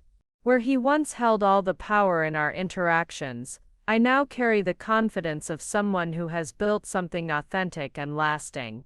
You mentioned having documents that belong to me, I say, keeping the conversation focused and professional. He reaches into a worn briefcase and pulls out a manila envelope. When I was packing to leave the house, it's being foreclosed next month, I found these in my old office safe. Your grandmother's original sewing patterns, some sketches you made during our marriage. He pauses, his hands trembling slightly. Letters you wrote but never sent. I had no right to keep them. The envelope contains treasures I'd forgotten existed. My grandmother's hand-drawn patterns for the dresses she made in the 1940s, complete with her detailed construction notes written in fading ink. Sketches I'd hidden away during our marriage, afraid to leave them where Richard might find and criticize them. And indeed, letters I'd written during my darkest moments, pouring out dreams and frustrations I'd been too controlled to voice aloud. I read some of them, he admits, his voice barely above a whisper. The letters. I had no right. But, Claude, the dreams you wrote about, the designs you imagined, the business plans you outlined, they were extraordinary. Even then, you had vision I was too threatened to recognize. One letter, dated just months before our divorce, contains a detailed plan for the exact type of fashion house I eventually built. The sketches show designs remarkably similar to pieces that later won awards and graced red carpets. My younger self had possessed clarity of vision that Richard's control couldn't diminish, only temporarily suppress. Why are you showing me this now? I ask, genuinely curious about his motivation. The man who once mocked these same dreams is now presenting them as evidence of my early brilliance. Because I need you to understand that I knew, he says, his composure finally cracking. Some part of me always knew you were capable of greatness. That's what made me so desperate to control you. I was terrified that if you ever realized your potential, you'd leave me behind. He wipes his eyes with the back of his hand, a gesture I've never seen from him. And you did. You should have. His confession carries the weight of 3 years' worth of watching my success from the sidelines while his own world crumbled. I've lost everything, Claude. The business, the house, most of my friends. But watching you succeed, even from a distance, has been the only bright spot in this nightmare. You became everything I tried to prevent you from becoming, and the world is better for it. I study his face, searching for manipulation or hidden agenda, but finding only genuine remorse and admiration. The man who once controlled every aspect of my life is now asking for nothing more than acknowledgement that he finally understands what he destroyed. Thank you for returning these, I say, holding the envelope that contains pieces of my creative history. They belong to a chapter of my life that's long closed, but I'm glad to have them back. He nods, understanding that our conversation has reached its natural conclusion. As I prepare to leave the cafe, Richard's voice stops me with a tone I've never heard before, raw desperation wrapped in careful humility. Claude, wait, please. There's something else I need to say. Something I've been rehearsing for months but can never find the right words for. I pause, my hand on the door handle, curious about what could require months of preparation from a man who once spoke to me with such casual dismissal. He gestures to the empty chair, and something in his expression, vulnerability, mixed with profound regret, convinces me to sit back down. I've been following your career, he begins, his voice steadier now, but still carrying that unfamiliar weight of humility. Not stalking, nothing inappropriate, just reading the articles, watching the interviews. I saw the CNN feature, the Vogue cover, the Phoenix program launch. Every success felt like another piece of evidence of how wrong I was about everything. He pulls out his phone, showing me a saved article from last month's Harper's Bazaar. this interview, where you talked about overcoming systematic dismissal of your dreams. I must have read it 50 times. Every word was a reminder of how I tried to make you smaller instead of celebrating what you were capable of becoming.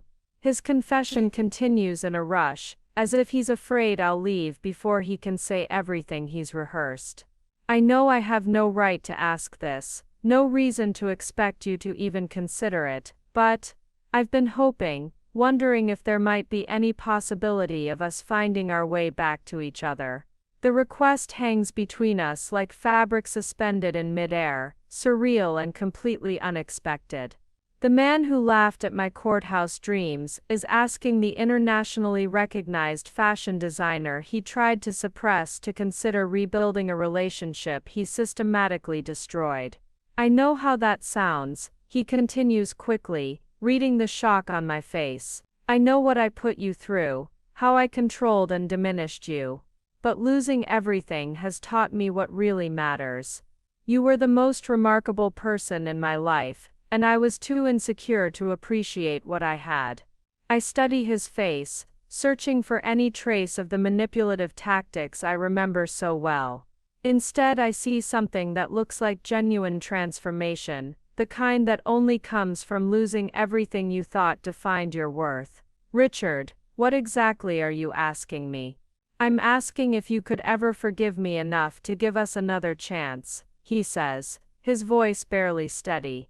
I've lost the house, the business, most of my friends, but losing you was the real tragedy. Watching you succeed without me made me realize that supporting your dreams should have been my greatest accomplishment. The irony is staggering. The woman he tried to keep dependent on him has become completely independent, while the man who controlled every aspect of our financial life has lost control of his own circumstances entirely.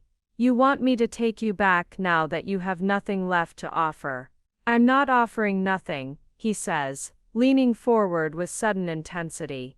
I'm offering everything I should have given you from the beginning: respect, support, partnership. I know I can't provide the lifestyle I once could, but I could be the partner you deserved, the one who celebrates your success instead of fearing it. His proposal reveals a fundamental misunderstanding of who I've become. Richard, you're asking me to rescue you from consequences of choices you made while trying to control me. The woman you're appealing to, the one who might have been grateful for your renewed attention, doesn't exist anymore. I know you've changed, he insists. I've watched you become this incredible force in the fashion world, but maybe I've changed too.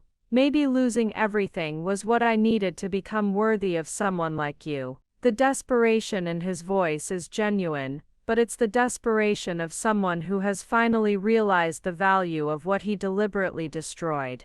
You want forgiveness and reconciliation now that I've proven my worth despite your efforts to prevent it. I want the chance to be the partner I should have been, he says, to support your dreams instead of crushing them, to celebrate your success instead of resenting it. I know I don't deserve it, but I'm asking anyway, because the alternative is spending the rest of my life knowing I lost the most extraordinary woman I'll ever meet. His words carry the weight of genuine remorse, but they also reveal the persistent self-centeredness that defined our marriage. Even in his plea for reconciliation, Richard frames my potential forgiveness as something that would benefit him rather than us. He still sees my success as validation for his renewed interest rather than evidence of what I was always capable of achieving. I appreciate your honesty, I tell him, meaning it genuinely. But the woman you're asking to take you back isn't someone who needs rescuing or partnership validation. I've built a life that's complete without you, successful beyond anything we imagined together. His face crumbles as he realizes that his carefully rehearsed appeal has failed to move me. The transformation he hoped would win me back has come too late, after I'd already transformed myself into someone who no longer needs his approval or partnership to thrive. The silence stretches between us as Richard processes my words, his face cycling through emotions I've never seen him display: disappointment, acceptance, and something that might be genuine respect. For the first time in our entire history together, he seems to be truly listening to what I'm saying rather than formulating his next argument. "You've really moved on completely, haven't you?" he asks, his voice carrying wonder rather than resentment. "Not just professionally, but you don't need anything from me anymore. Not forgiveness, not closure, not even acknowledgement of what I put you through." His observation is more accurate than he realizes. The woman sitting across from him bears little resemblance to the controlled wife who once craved his approval. "I moved on the day I walked out of that courthouse," I tell him. "Everything since then has been about building something authentic, not proving anything to you or anyone else who doubted me. I keep imagining what our life could have been if I'd supported you from the beginning," he continues, his voice taking on a wistful quality. "If I'd celebrated your talent instead of fearing it, if I'd encouraged your dreams instead of controlling them. We could have built something extraordinary together." The hypothetical scenarios he's constructing feel like fantasy fiction. "Richard, you didn't accidentally control me or coincidentally dismiss my dreams. Those were deliberate choices that reflected who you were then.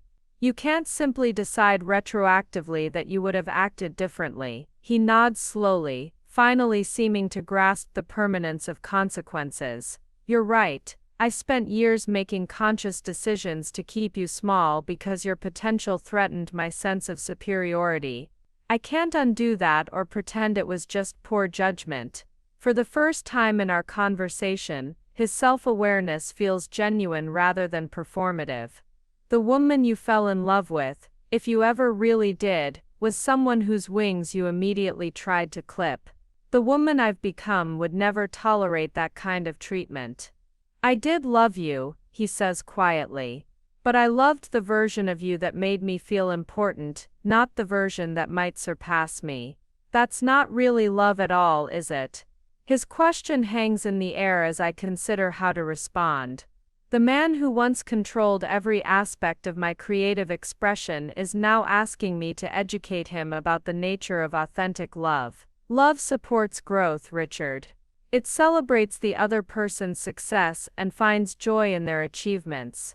What we had was your need for control disguised as partnership. "And now," he asks, his voice barely audible, "is there any part of you that remembers what we had before I ruined it? Any possibility that someday—" "There's no before you ruined it," I interrupt gently but firmly. The control and dismissal started almost immediately. "You didn't ruin something good, you prevented something good from ever developing." The truth of this statement hits me as I speak it, clarifying feelings I've carried for years without fully understanding them. His shoulders sag as the last hope visibly drains from his expression. "So when you said I'd never amount to anything, you were wrong. But when I tell you there's no chance for us, I'm right. I wasn't wrong about your potential," I correct him. "I was wrong about my right to limit it. You've become everything I was too threatened to let you become, and that's exactly what should have happened." The admission carries genuine admiration mixed with profound regret. For perhaps the first time in our relationship, Richard is seeing me clearly, not as an extension of his needs or a threat to his ego, but as an independent person whose success exists entirely separate from his influence. "What happens now?" he asks, gathering the courage to face a future that doesn't include reconciliation with the woman whose dreams he spent years trying to destroy. "Now you rebuild your life based on who you've become, not who you were with me," I tell him, meaning it as kindly as possible. "And I continue building mine based on the vision that survived despite your attempts to suppress it." He reaches across the table briefly, not quite touching my hand but close enough to convey sincerity. "I want you to know that watching you succeed has been the best education I could have received about what I lost. Not just you but the chance to be proud of supporting something extraordinary. I hope you find whatever it is you're looking for," I say, echoing the words I spoke years ago in that courthouse hallway. This time though, they carry genuine compassion rather than dismissive finality. As I stand to leave, Richard makes no attempt to prolong the conversation or extract promises of future contact. "Thank you for meeting with me," he says simply, "and thank you for becoming everything you were meant to be despite my efforts to prevent it." Walking away from the cafe, I feel the final thread of our shared history dissolve completely. The man who once controlled my dreams has become a footnote in the story of my success, someone who provided opposition that ultimately strengthened my resolve, rather than crushing my spirit. The woman he tried to keep small has grown far beyond his ability to influence, and that growth continues accelerating toward possibilities he never had vision enough to imagine. The weeks following my meeting with Richard bring an unexpected clarity to my daily routine. His desperate plea and subsequent rejection have closed a chapter I didn't realize still needed ending. The emotional energy I'd unconsciously reserved for processing our shared history now flows freely into my work, my relationships, and my vision for Atelier's future. "You seem different lately," Mary observes during our weekly planning session. "More focused, more decisive. Even your design sketches have a new boldness to them." She's right. The collection I'm developing for next spring contains my most innovative work yet, pieces that push creative boundaries with the confidence of someone who no longer carries any doubt about her artistic vision. The Phoenix program graduates from our latest cohort are launching their businesses with remarkable success rates. Maria, the woman who fled her abusive marriage with nothing, sends me photos of her first boutique, a small storefront specializing in children's clothing that she designs and produces herself. Her Instagram account shows her working late into the evening, her children playing nearby as she creates garments with the same passion that once drove me through night school classes. "Your program didn't just teach me to sew," she writes in her thank you note. "It taught me that my dreams matter enough to work for, that I can trust my own judgment about what's beautiful and valuable. Watching you build your empire while supporting others showed me what authentic success looks like." Her words remind me why the Phoenix program has become my most meaningful achievement. Each woman who graduates carries forward the lesson that creativity, given proper support and training, can transform entire families and communities. The ripple effect extends far beyond individual success stories. International expansion continues at an accelerated pace. The Milan flagship opens to lines of customers eager to experience my designs in person, while the Tokyo location becomes a destination for fashion enthusiasts from across Asia. Each new market validates my belief that authentic design vision transcends cultural boundaries when it's rooted in genuine craftsmanship and honest storytelling. The memoir I've been writing during early morning hours before the studio opens is nearing completion. Working with a publisher who specializes in business transformation stories, we've crafted a narrative that focuses on practical strategies for escaping controlled circumstances and building authentic success. The advance orders suggest it will reach far beyond the fashion industry, touching anyone who has been told their dreams are unrealistic or unworthy. Your story resonates because it's specific enough to be credible but universal enough to inspire action, my editor explains during our final review session. Readers see themselves in your journey, regardless of their particular circumstances or creative aspirations. The book launch is scheduled to coincide with Fashion Week, creating a media moment that will amplify both my personal story and the broader message about supporting women's entrepreneurial dreams. Pre-interview conversations with major media outlets reveal genuine interest in the psychological aspects of my transformation, not just the business success that followed. One evening, while working late in my design studio, I receive a call that brings my journey full circle in an unexpected way. Henrietta, now in her 70s and preparing to fully retire, wants to discuss transferring complete ownership of the original alterations shop to the Phoenix program. Her proposal would create a permanent training facility where women can learn skills while contributing to a sustainable business model. You gave me the chance to end my career knowing I helped launch something meaningful, she tells me over dinner at the restaurant where we first discussed my potential. Now I want to ensure that other women have the same opportunity you had, a place to develop skills while being treated with respect and dignity. The legal arrangements take weeks to finalize, but by month's end, the Phoenix Training Center officially becomes a permanent institution. The renovated space includes modern equipment alongside vintage machines that honor the tradition of craftsmanship, creating an environment where historical techniques merge seamlessly with contemporary business practices. Standing in the training center during our official opening ceremony, I think about the woman who once hemmed pants for $8 an hour in this same space, dreaming of something bigger while documenting her husband's financial betrayals and the margins of her grandmother's patterns. That woman could never have imagined the empire that would grow from those humble beginnings. The local fashion journalists document the ceremony for their publications, but it's the personal stories that matter most.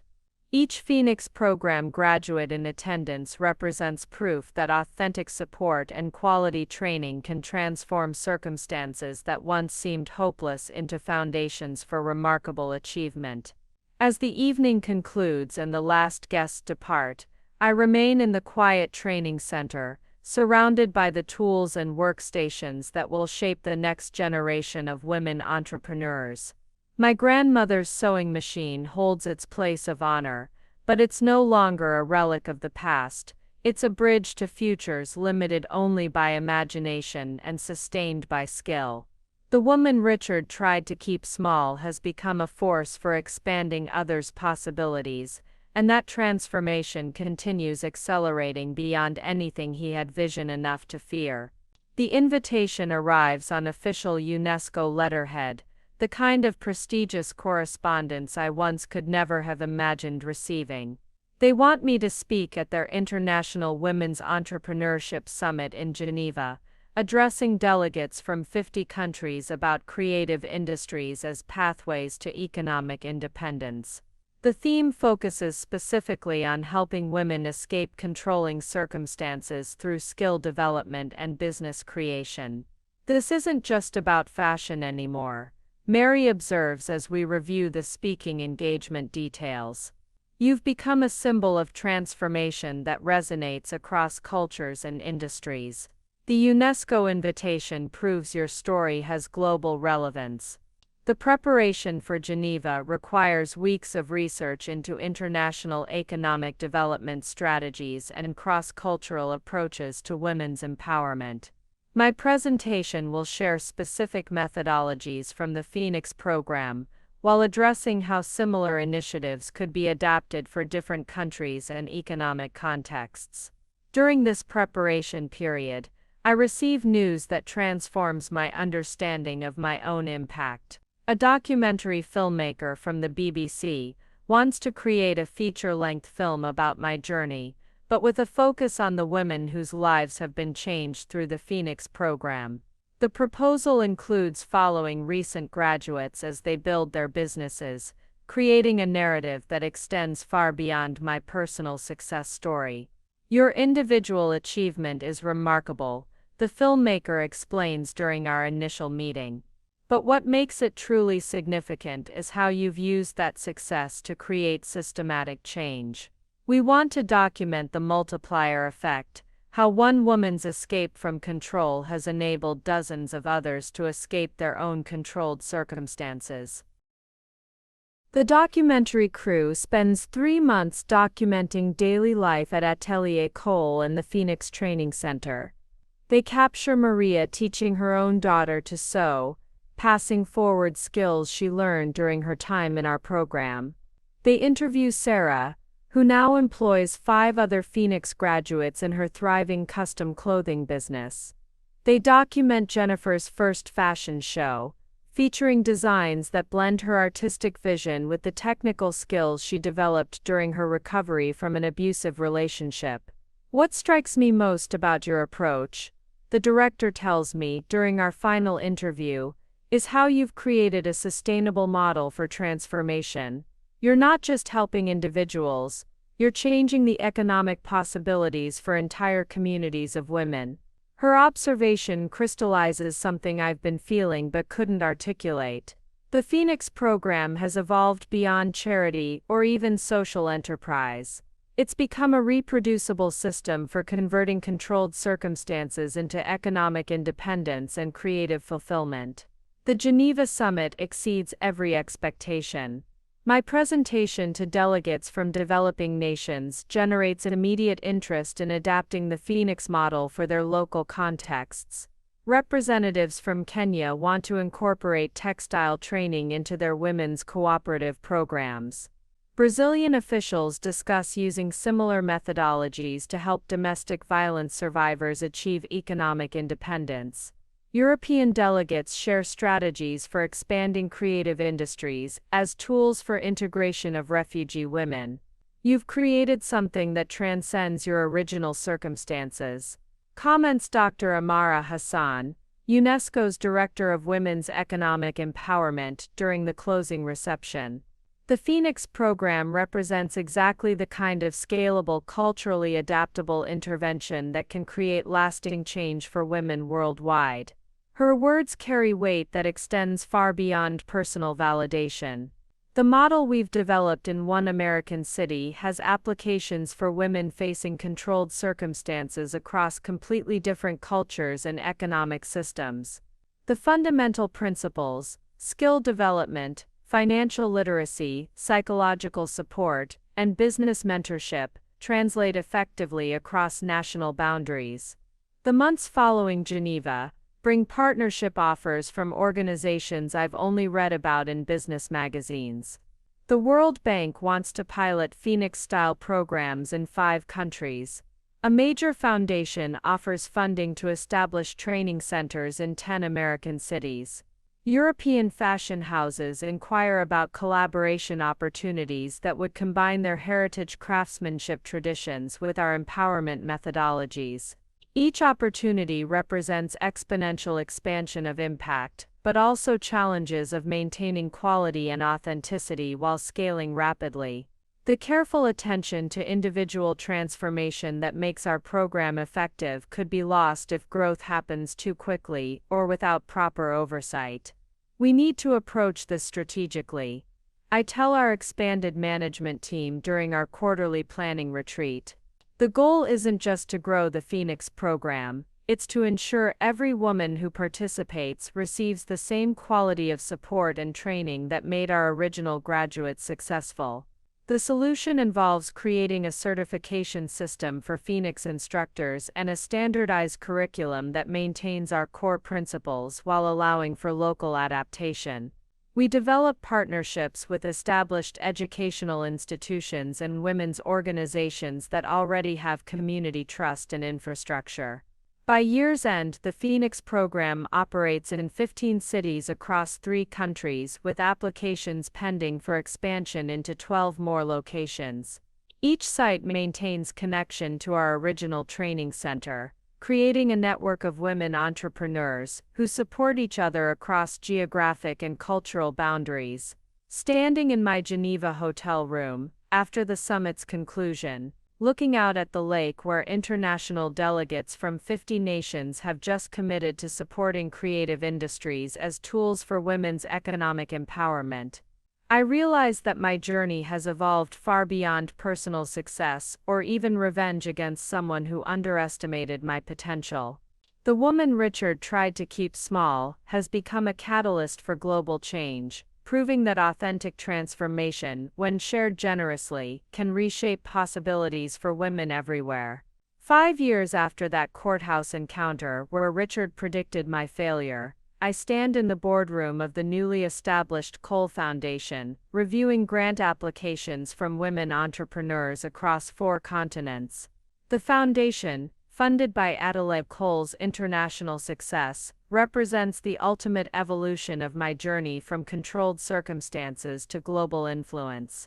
We have applications from over 3,000 women this quarter, announces Dr. Sarah Beck, the Foundation's executive director, and a Phoenix program graduate, who earned her MBA while building her own successful consulting firm.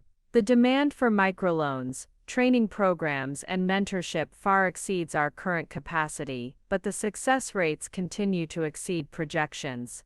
The Foundation's impact reports read like validation of every risk I took during those early years of rebuilding my life. Women who received grants have launched businesses in industries ranging from sustainable fashion to technology startups. The common thread isn't the specific field they've chosen, but the psychological transformation that occurs when someone believes in their potential enough to provide concrete support. Among this quarter's applications, one catches my attention with startling familiarity. The applicant is Rachel, Richard's former girlfriend who graduated from our Phoenix program 2 years ago. She's requesting expansion funding for her Seattle-based sustainable fashion boutique, which now employs 12 people and has been featured in 3 national magazines for its innovative approach to ethically sourced clothing. I never imagined when I entered your program that I'd be capable of building something this significant, she writes in her application essay. The skills and confidence I gained during those 12 weeks didn't just help me escape a controlling relationship, they enabled me to create employment opportunities for other women facing similar circumstances. Her business model directly mirrors the Phoenix program's philosophy, proving that the transformation principles we've developed create leaders who naturally extend opportunities to others. The ripple effect continues expanding in directions I couldn't have anticipated when I first began teaching sewing skills to shelter residents. The day Rachel's grant is approved, I receive an email that brings my story full circle in the most unexpected way. It's from a journalist working on a feature about Richard's current circumstances, 5 years after his financial collapse. The reporter has discovered that he's been volunteering at a local community center, teaching basic financial literacy to people recovering from bankruptcy and debt problems. He specifically requested that his volunteer work not be publicized, the journalist writes.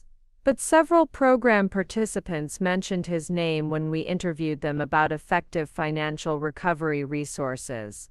He seems to have developed genuine expertise in helping people rebuild after losing everything. The information arrives without triggering any emotional response. No satisfaction, no vindication, no lingering resentment. Richard has become as irrelevant to my emotional landscape as any stranger who once crossed my path briefly. His current activities, whether motivated by genuine transformation or mere survival strategy, have no bearing on the empire I've built, or the women whose lives continue changing through programs I've established. That same week, the documentary about the Phoenix program premieres at the Sundance Film Festival, earning standing ovations and immediate distribution deals with major streaming platforms. The film follows 5 Phoenix graduates over 2 years, documenting their business launches, personal growth, and the ways they've begun supporting other women in their communities. The most powerful aspect of this story, writes the New York Times critic in her review, isn't the individual success narratives, but the evidence of systematic change. Cole has created a reproducible model for transformation that extends far beyond her personal journey of overcoming adversity. The film's success generates international speaking requests that would have seemed impossible during my years of controlled circumstances.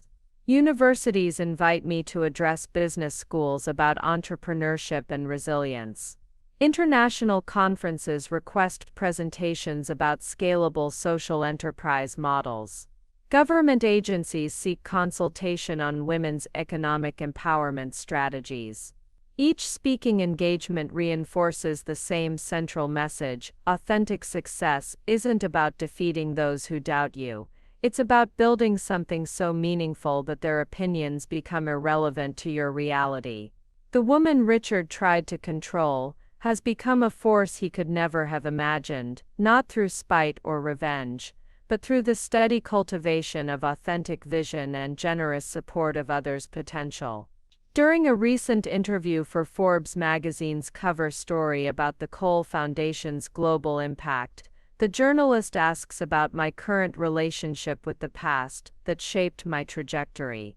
Do you ever think about how different your life might have been if your marriage had been supportive rather than controlling? I think about how different many women's lives are becoming because I learned to transform opposition into opportunity, I reply. Every woman who graduates from our programs, every entrepreneur who receives foundation support, every person who reads my story and finds courage to pursue their own dreams, they represent the true measure of transformation. The interview concludes with a question about my hopes for the foundation's next decade. Looking at the wall of my office, where photos of Phoenix graduates building their own businesses create a mosaic of possibility, I realize that my journey from seamstress to global changemaker has become something far more significant than personal vindication. It has become proof that one woman's refusal to accept limitations can create unlimited possibilities for countless others. Up next, you've got 2 more standout stories right on your screen. If this one hit the mark, you won't want to pass these up. Just click and check them out. And don't forget to subscribe and turn on the notification bell so you don't miss any upload from us.